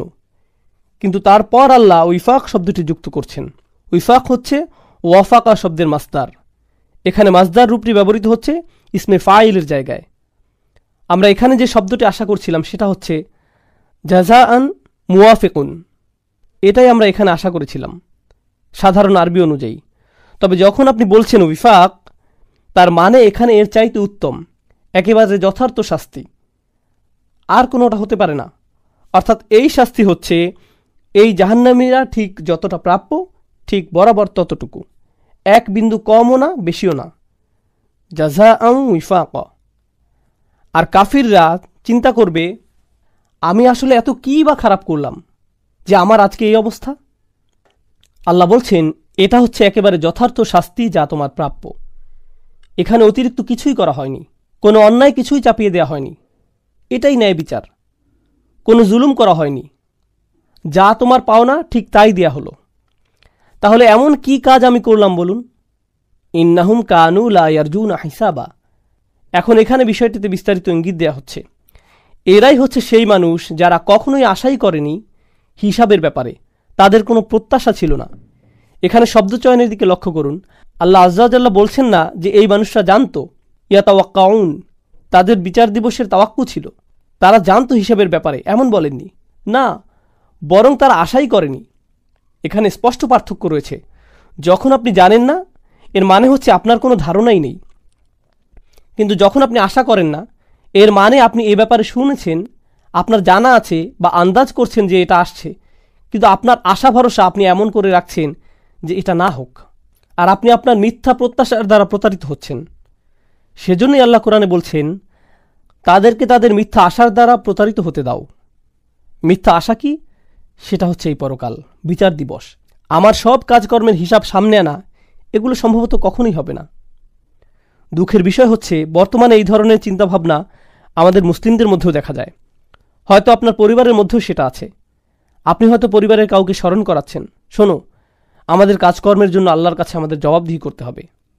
যা বলছি তার হিসাব হবে, যা করছি তার হিসাব হবে, কিভাবে উপার্জন খরচ করছি সবই একদিন বিচার করা হবে। আর আপনার পরিবারের সেই ব্যক্তি আপনাকে বলবে, আরে তুমি আমাকে বিষণ্ণ করে তুলছো, আমি এই ব্যাপারে কথা বলতে চাই না। তো এখানে তাদের আশাকে নাড়িয়ে দেওয়া হচ্ছে, কিন্তু তারা চায় এই মিথ্যা আশাতেই পড়ে থাকতে। এরকম আমাদের আগের আহলে কিতাবদের মধ্যেও হয়েছে। আল্লাহ বলেন, তিলকা আমানিয়ুহুম, এগুলো হচ্ছে তাদের মনের ইচ্ছা বাসনা। তো এখানে ইন্নাহুম কানু লা ইয়ারজুনা হিসাবা, এটা হচ্ছে প্রথম অপরাধ, যেটা ছিল তাদের অন্তরে, তাদের মস্তিষ্কে, হৃদয়ে বা মনের গভীরে। তারা প্রতিদান দিবসের ব্যাপার আশা করত না, আর তাদের এই মিথ্যা আশা তাদের বাহ্যিক কার্যক্রমকেও প্রভাবিত করল। ওয়াকাযযাবু বিআয়াতিনা কিযাবা। তো এখানে কাফিরের অন্তরের অবস্থা আর তার বাহ্যিক অবস্থা দুটোই প্রকাশ পেয়েছে এই দুইটি আয়াতে। অন্তরের অবস্থা হচ্ছে ইন্নাহুম কানু লা ইয়ারজুনা হিসাবা, আর বাহ্যিক অবস্থা হচ্ছে ওয়াকানু বিআয়াতিনা কিযাবা, তারা আমাদের আয়াতের বিরুদ্ধে মিথ্যা বলে। এটা বলতে অনেক কিছু বোঝায়। প্রথমত তারা মিথ্যা বলছে, দ্বিতীয়ত তারা আল্লাহর অলৌকিক নিদর্শনের বিরুদ্ধে মিথ্যা বলছে, তারা আল্লাহর অলৌকিক ওহির বিরুদ্ধে মিথ্যা বলছে। আল্লাহর আয়াত বলতে দুই ধরনের আয়াত বোঝানো হয়, আয়াতে কাউনিয়া আর আয়াত কুরআনিয়া। আয়াত কাউনিয়া বলতে প্রকৃতি, পাহাড় পর্বত, পৃথিবী, আমাদের জীবনসঙ্গীগণ, আমরা যে জোড়ায় জোড়ায় সৃষ্টি হয়েছে এই বিষয়, রাত যখন আমরা ঘুম ছাড়া থাকতে পারি না, এগুলোই হচ্ছে আয়াত বা নিদর্শন যা আমাদের অস্তিত্বের সাথে জড়িত। তারপর আছে কোরআনের আয়াত। কাফিররা এই দুটি আয়াত নিয়েই চিন্তাভাবনা করতে অস্বীকার করে, দুটোকেই তারা অবহেলা করে। আর এখন ওয়াকাজ্জাবু বি আয়াতিনা কিজ্জাবা, জেনে রাখুন কিজ্জাব শব্দটা হচ্ছে মাসদার, যেটার সাথে জড়িত আরেকটা মাসদার হচ্ছে তাকযীব। বালিল্লাযীনা কাফারু ফি তাকযীব। যদিও আমরা এখানে পাই কিজ্জাব, দুটোর মধ্যে পার্থক্য হচ্ছে কিজ্জাব অধিকতর মন্দ। কিজ্জাব শব্দটি তাকযীব থেকে অধিকতর জঘন্য বোঝায়। আর যদি আপনি দুটো সূরার মধ্যে তুলনা করেন, তাহলে এই সূরাতে যাদের কথা বলা হয়েছে তারা নিতান্তই বেশি মন্দ। তাই এখানে এই শব্দটির ব্যবহার হয়েছে অন্যটির পরিবর্তে। যাই হোক, ওয়াকাজ্জাবু বি আয়াতিনা কিজ্জাবা, তারা জঘন্যভাবে এবং প্রতিনিয়ত আমাদের আয়াতের বিরুদ্ধে মিথ্যা বলছে, অর্থাৎ নবী রাসূলদের বিরুদ্ধে মিথ্যা বলছে, সত্যের বিরুদ্ধে মিথ্যা বলছে, কাউকে মিথ্যা বানিয়েছে বা যে সত্য বলছিল তাকে মিথ্যা প্রমাণ করছে। এছাড়া সত্যবাদী কাউকে চারিত্রিকভাবে নিচু বানিয়ে দেয়া, এটাও তাকযীবের ভিতরে পড়ে। সে যা বলছে আপনি তা অস্বীকার করছেন না, কিন্তু আপনি তার চরিত্র হননের চেষ্টা করছেন। অনেক কাফিররাই এমনটা করেছে নবী রাসূলদের বিরুদ্ধে আলাইহিমুসসালাম। সত্যের বিরুদ্ধে তাদের কোনো যুক্তি বা দলিল ছিল না, তাই না পেরে তারা আল্লাহর বার্তাবাহকদের অপমান করার চেষ্টা করত। এতে হয়তো ঝামেলা শেষ হবে। এরপর আল্লাহ আযজা ওয়া জাল্লা বলছেন ওয়াকুল্লা শাইইন আহসাইনাহু কিতাবা। এই আয়াত তাদের মিথ্যা আশা শেষ করে দেয়। তারা আশা করছিল কোনো হিসাবের দিন থাকবে না। হিসাবের কথা বলতে গিয়ে আল্লাহ বলেন ওয়াকুল্লা শাইইন আহসাইনাহু কিতাবা, প্রত্যেকটা বিষয়। কুল্লা শাইইন হচ্ছে মাফউল বিহি, আর এটা হচ্ছে মুকদ্দম, অর্থাৎ আগে নিয়ে আসা হয়েছে তাআজ্জুবের কারণে, অর্থাৎ আকস্মিকতা বোঝাতে। তোমরা অবাক হইও না, আমরা প্রতিটা বিষয় আয়াত্তে নিয়ে রেখেছি। আহসাইনা, ইহসা শব্দটি আরবিতে, আধুনিক আরবিতে গণনা বোঝায়, আদাদা শব্দটির মতো, যেটিও গণনা বোঝায়। কিন্তু দুটির মধ্যে একটা পার্থক্য রয়েছে। ইহসা বলতে বোঝায় গণনা করে রাখা, আর সাথে সেটা রক্ষাও করা। গণনার সাথে আর্কাইভ বা সেভ করে রাখা, যাতে পুরোপুরি সংরক্ষিত থাকে। মানে আপনি এভাবে আপনার ডাটা হারাবেন না। যেমন অ্যাকাউন্টেন্ট বা লাইব্রেরিয়ান বইগুলো গণনা করে টুকে রাখতে পারে, কিন্তু বইগুলো আগুনে পুড়ে যেতে পারে বা হার্ড ড্রাইভ ক্রাশ করতে পারে। কিন্তু ইহসা শব্দের অর্থ আপনি সেগুলো গুনে রাখছেন শুধু এমন না, বরং সাথে সুরক্ষিতও করে রাখছেন, যাতে কোনো ক্ষতি না হয়। আল্লাহ বলেন ওয়াকুল্লা শাইইন আহসাইনাহু, আমরা সেটা গণনা করেছি আর সাথে সুরক্ষিতও করেছি। দুটোই।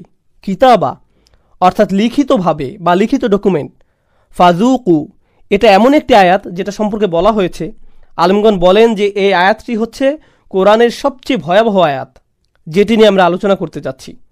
প্রতিবার যখনই তারা বের হয়ে আযাব থেকে পরিত্রাণ পেতে চেয়েছে, তাদের এমন আযাবে প্রবেশ করানো হয়েছে যেটা আগেরটার চাইতেও ভয়াবহ। এটাই সেটা যা এখানে উল্লেখিত হয়েছে। যাই হোক, ফাযুকু, আল্লাহ বলেন তারপর তোমরা এগিয়ে যাও আর স্বাদ নিতে থাকো। এখন আপনারা যদি আগের আয়াতটির দিকে লক্ষ্য করেন, ওয়াকাজ্জাবু বি আয়াতিনা কিজ্জাবা, তারা মিথ্যা বলেছিল, এখানে নাম পুরুষ ব্যবহার করা হয়েছে, মানে বাইদ, অর্থাৎ অনেক দূরের বিষয়। কিন্তু হঠাৎ ফাযুকু, তোমরা সকলে স্বাদ গ্রহণ করো, এখানে তুমি বলে সম্বোধন করা হচ্ছে, তারা নয়, নিকটে আনা হচ্ছে বিষয়টা। এখানে মূলনীতি হচ্ছে আল ইলতিফাত সাহিদ আলাল সিদ্দাতিল গাদাব।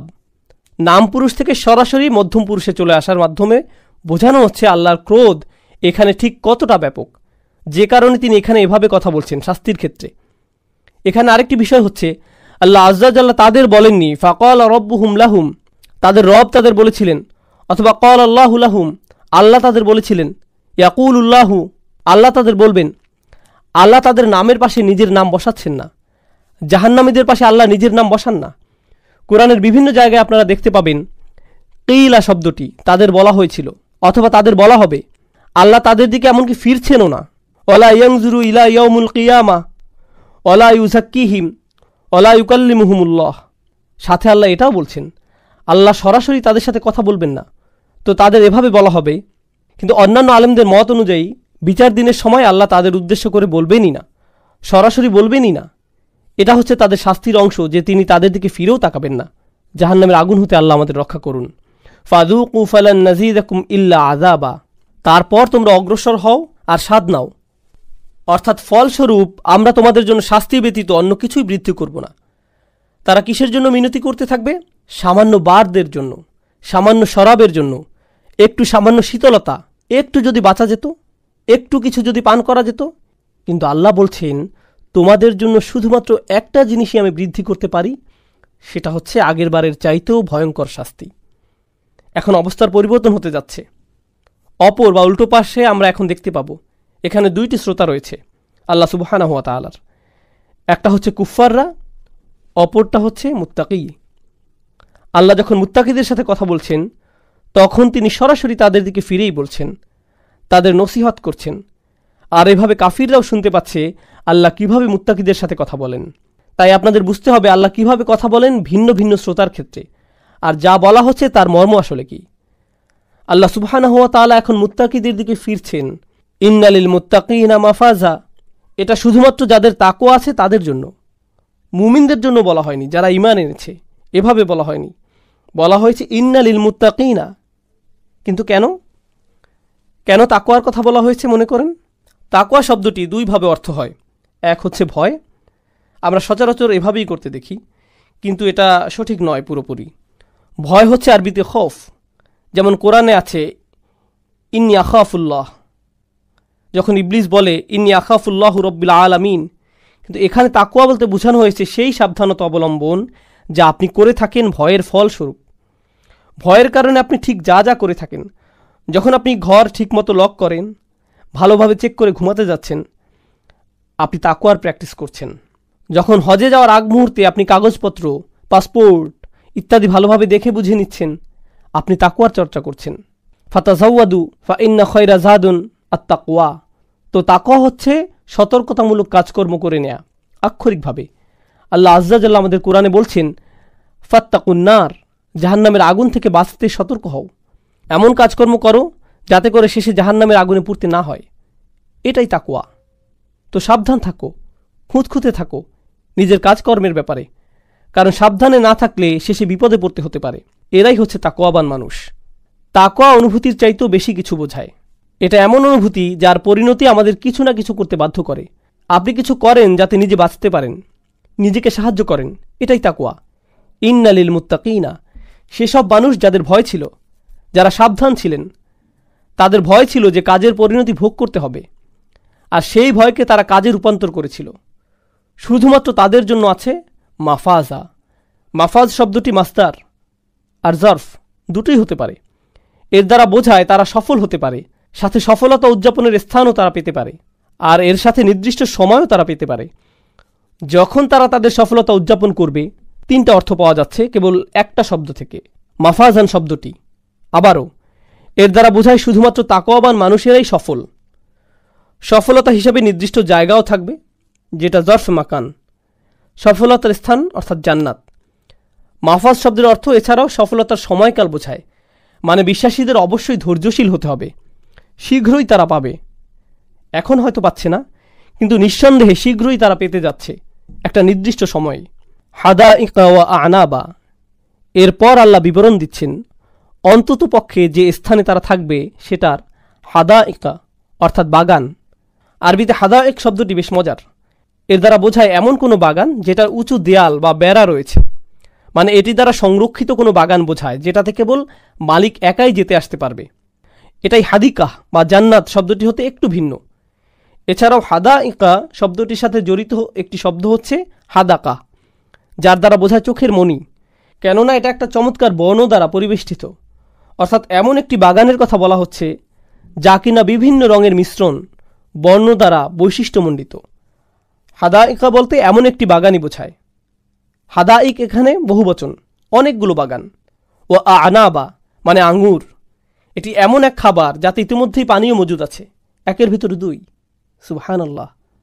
ও কাওয়াইবা আতরাবা, কাওয়াইব হচ্ছে কাইব শব্দের বহুবচন, যার অর্থ হচ্ছে খুবই আকর্ষণীয়, সুন্দরী তরুণী, যাদেরকে আতরাবা বলা হয়েছে।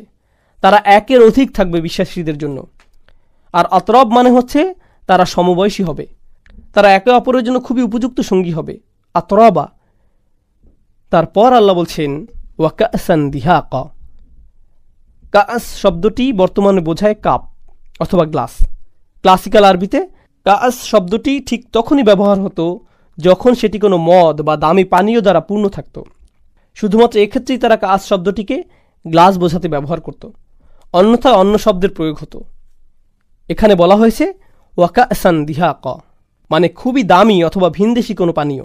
তারপর দিহাক শব্দের অর্থ উজ্জ্বল ও পরিপূর্ণ, দীপ্তিমান, অর্থাৎ সেই পানীয়র বর্ণ হবে ভিন্ন ধরনের, সাধারণ নয়, আর সেটি হবে পরিপূর্ণ, ঠিক যেমন পার্টি বা উৎসবে থাকে। এরপর আল্লাহ বলেন লা ইয়াসমাউনা ফিহা লাগওয়ান ওয়ালা কিযাবা।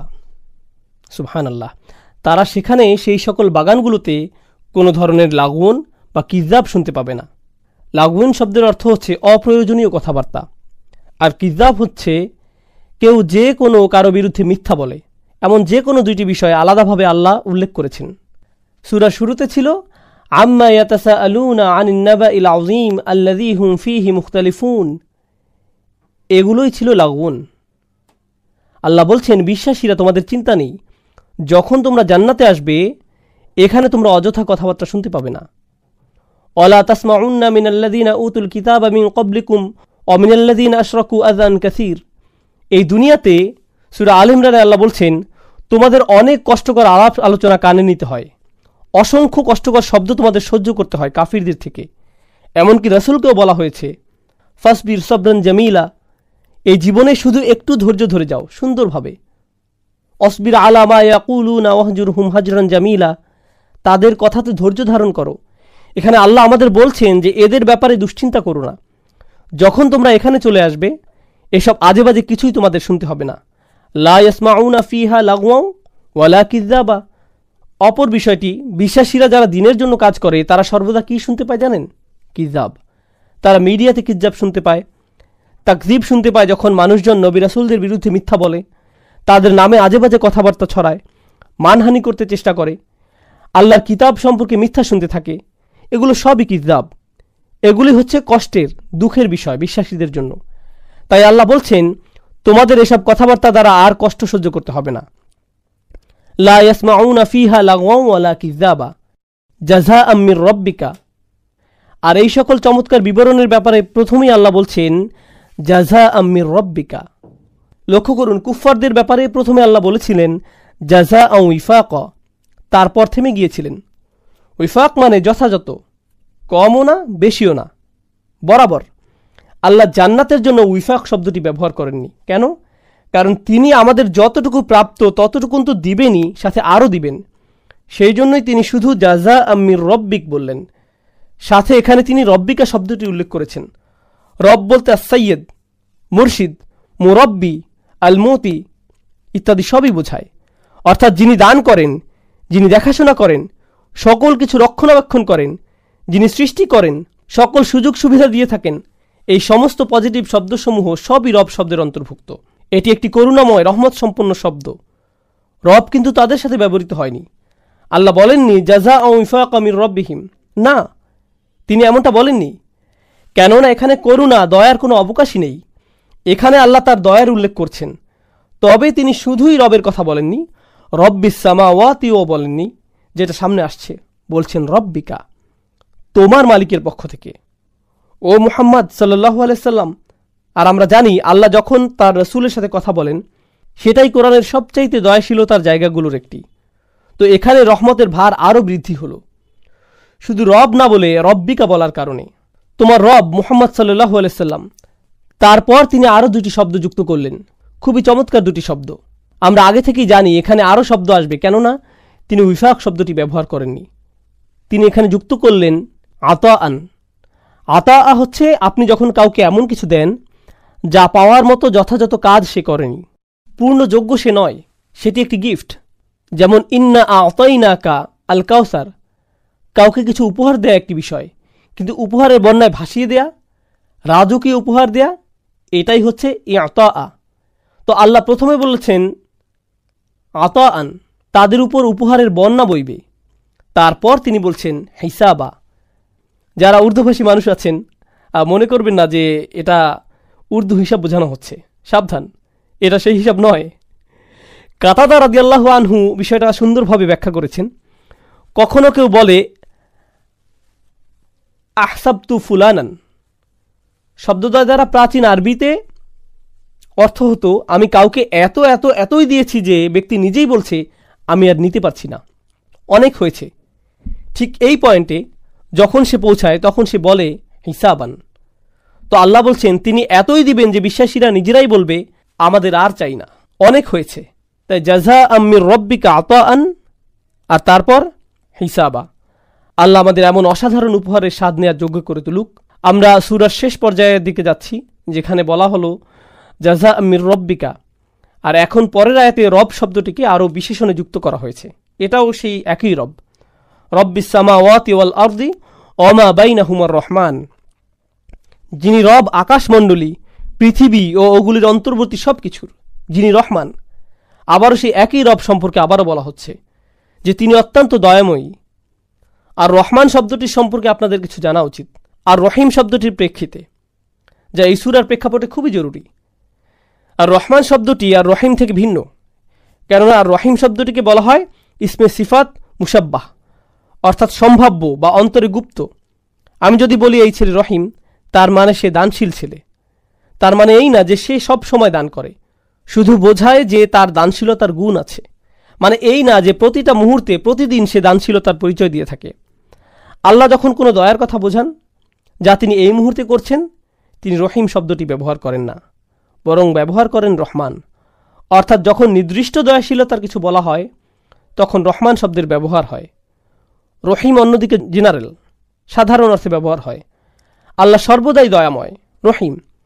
কিন্তু যখনই স্পেশাল কোনো কেস চলে আসে আল্লাহ আর রহিম ব্যবহার করেন না, তিনি বলেন রহমান। তাই এখানে আর রহমান শব্দের ব্যবহার হচ্ছে, কেননা স্পেশাল করুণা থাকবে বিশ্বাসীদের জন্য সেই বিচার দিবসের দিনে, আর তাদের স্পেশালভাবে দেয়া হবে জাযা আম্মির রব্বিক। তাদের উপর কি থাকবে? আতাআন এবং হিসাবা। এজন্যই আর রহমান শব্দটি এখানে চমৎকারভাবে খাপ খেয়ে যায়। আর এখন অবিশ্বাসীদের পক্ষ থেকে যদি চিন্তা করা হয়, যারা সূরা নাবার এই সতর্কবাণী শুনে থাকবে, যা অত্যন্তই কঠিন, আর শেষে সকল আশা হারিয়ে ফেলবে যে হয়তো আমাদের আর কোনো সুযোগ নেই, আল্লাহ তাদের কথা বলছেন এই ব্যক্তিরও আল্লাহর দয়ার উপর আশা থাকতে পারে, যিনি অত্যন্ত এবং অভাবনীয় পূর্ণ দয়াময়। লা ইয়ামলিকুনা মিনহু খিতাবা, তার সাথে কথা বলার সামর্থ্য, শক্তি, ক্ষমতা ইত্যাদি কিছুই সেদিন তাদের কারো থাকবে না। নিজেদের পক্ষে কোনো যুক্তিতর্ক উপস্থাপনের উপায় অবশিষ্ট থাকবে না। লা ইয়ামলিকুনা মিনহু খিতাবা, এটা হচ্ছে কাফিরদের অবস্থা। এই আয়াতে কাফিরদের কথা বলা হচ্ছে। তারপর আল্লাহ অন্য কিছু সম্পর্কে বলছেন, ইয়াউমা ইয়াকুমুর রূহু ওয়াল মালাইকা। আর রূহ শব্দটা দ্বারা আলেমদের ইজমা রয়েছে, একেবারে পুরোপুরি না হলেও বেশিরভাগ আলেমের মতে রূহ দ্বারা জিব্রাইল আলাইহিস সালামের কথা বোঝানো হয়। কোরআনের বেশিরভাগ জায়গাতে এই অর্থেই ব্যবহৃত হয়েছে, দুই একটি জায়গা ব্যতীত। এখানে পুরোপুরি ইজমা রয়েছে যে রূহ দ্বারা এখানে জিব্রাইল আলাইহিস সালামকেই বোঝানো হয়েছে। তো সেদিন জিব্রাইল আলাইহিস সালাম রূহ দাঁড়িয়ে যাবেন, আর সাথে ফেরেশতারাও। আর রূহু আল মালাইকা। মজার বিষয় হচ্ছে কোরআনের অন্যান্য জায়গায় আমরা ভিন্ন ক্রম দেখতে পাই, তানাজ্জালুল মালাইকাতু আর রূহ। সাধারণত আমরা দেখি আগে ফেরেশতা পরে রূহ, ফেরেশতা ও রূহ, কিন্তু এখানে দেখছি আগে রূহ পরে ফেরেশতা। সাধারণ ক্রমটির উল্টো রূপ কেন?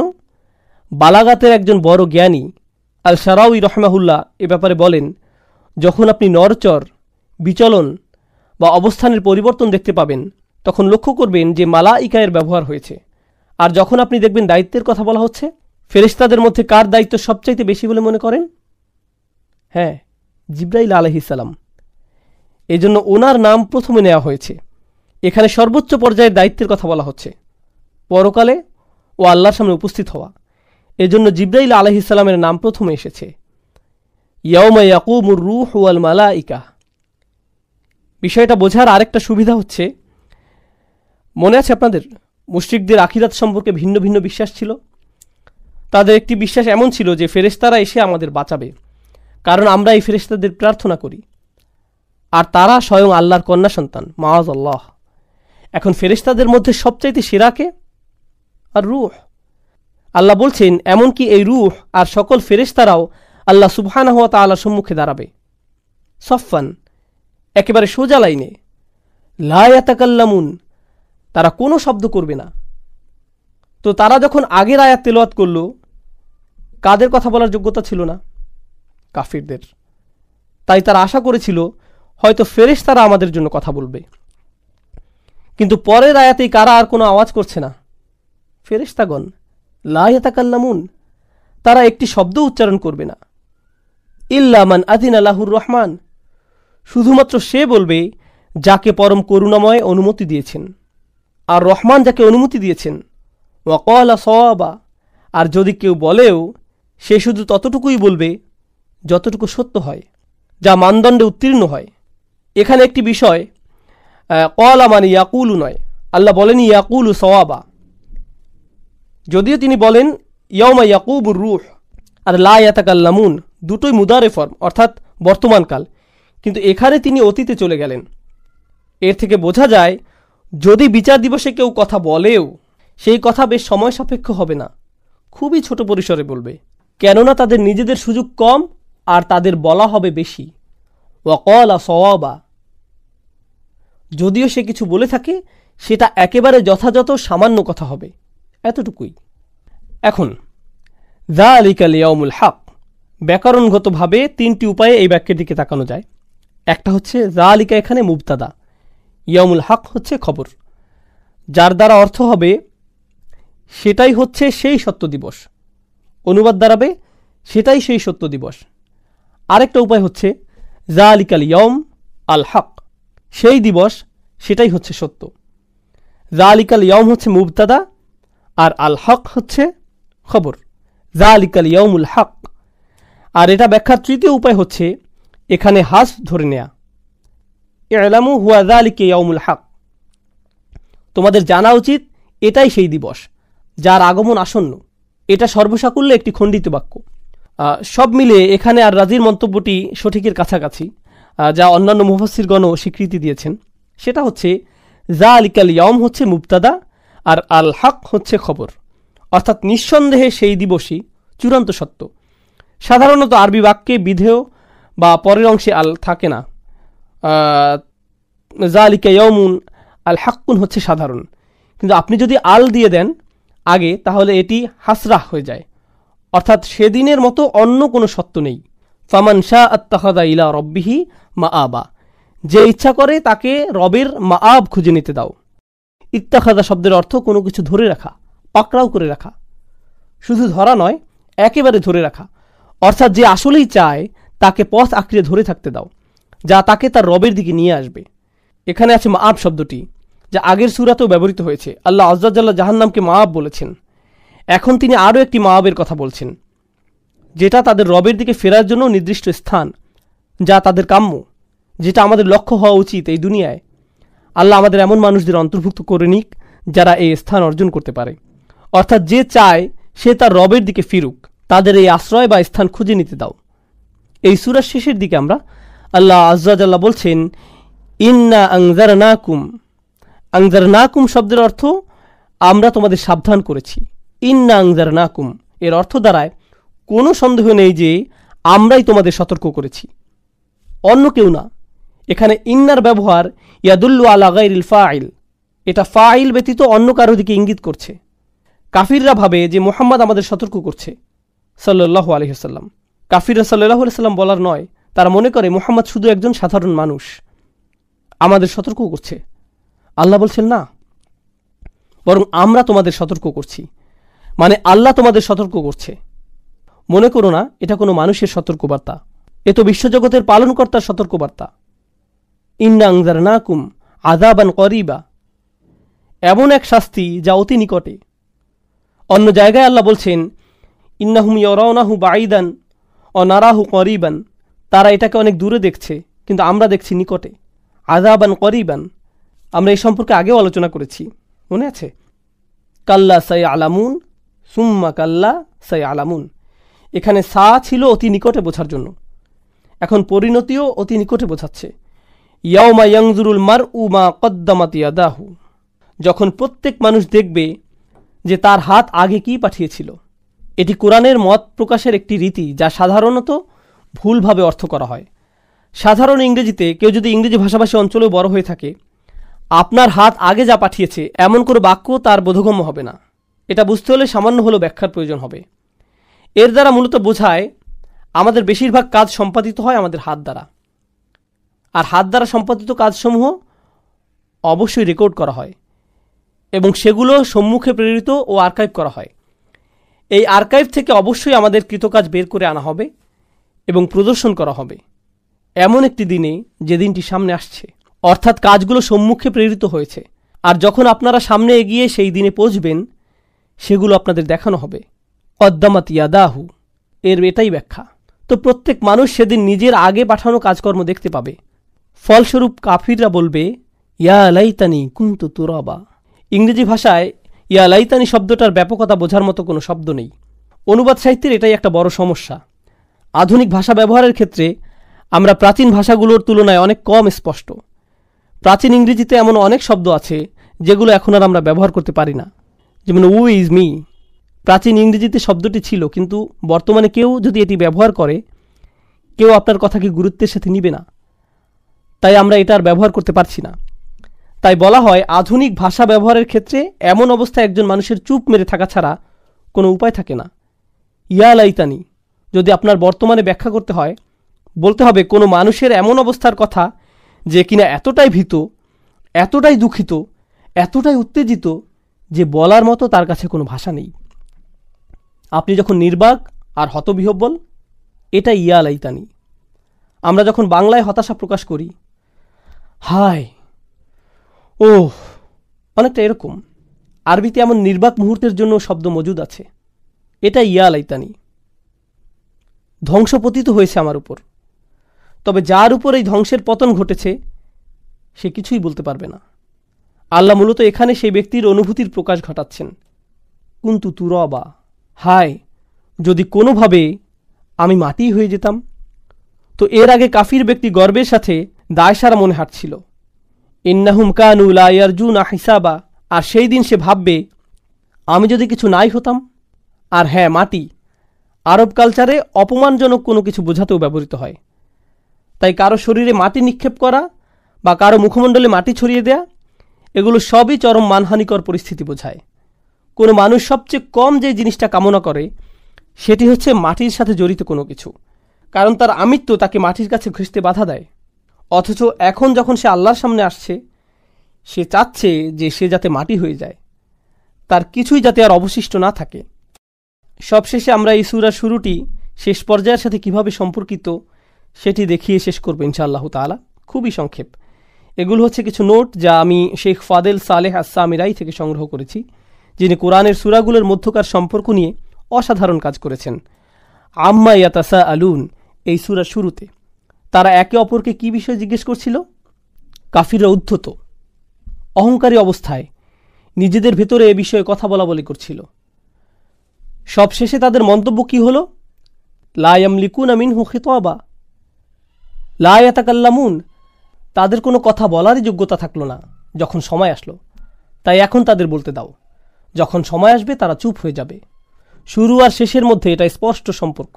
তারপর আল্লাহ বলছেন, আল্লাযী হুম ফীহি মুখতালিফুন, তাদের ভেতর মতভেদ রয়েছে, প্রবল মতপার্থক্য।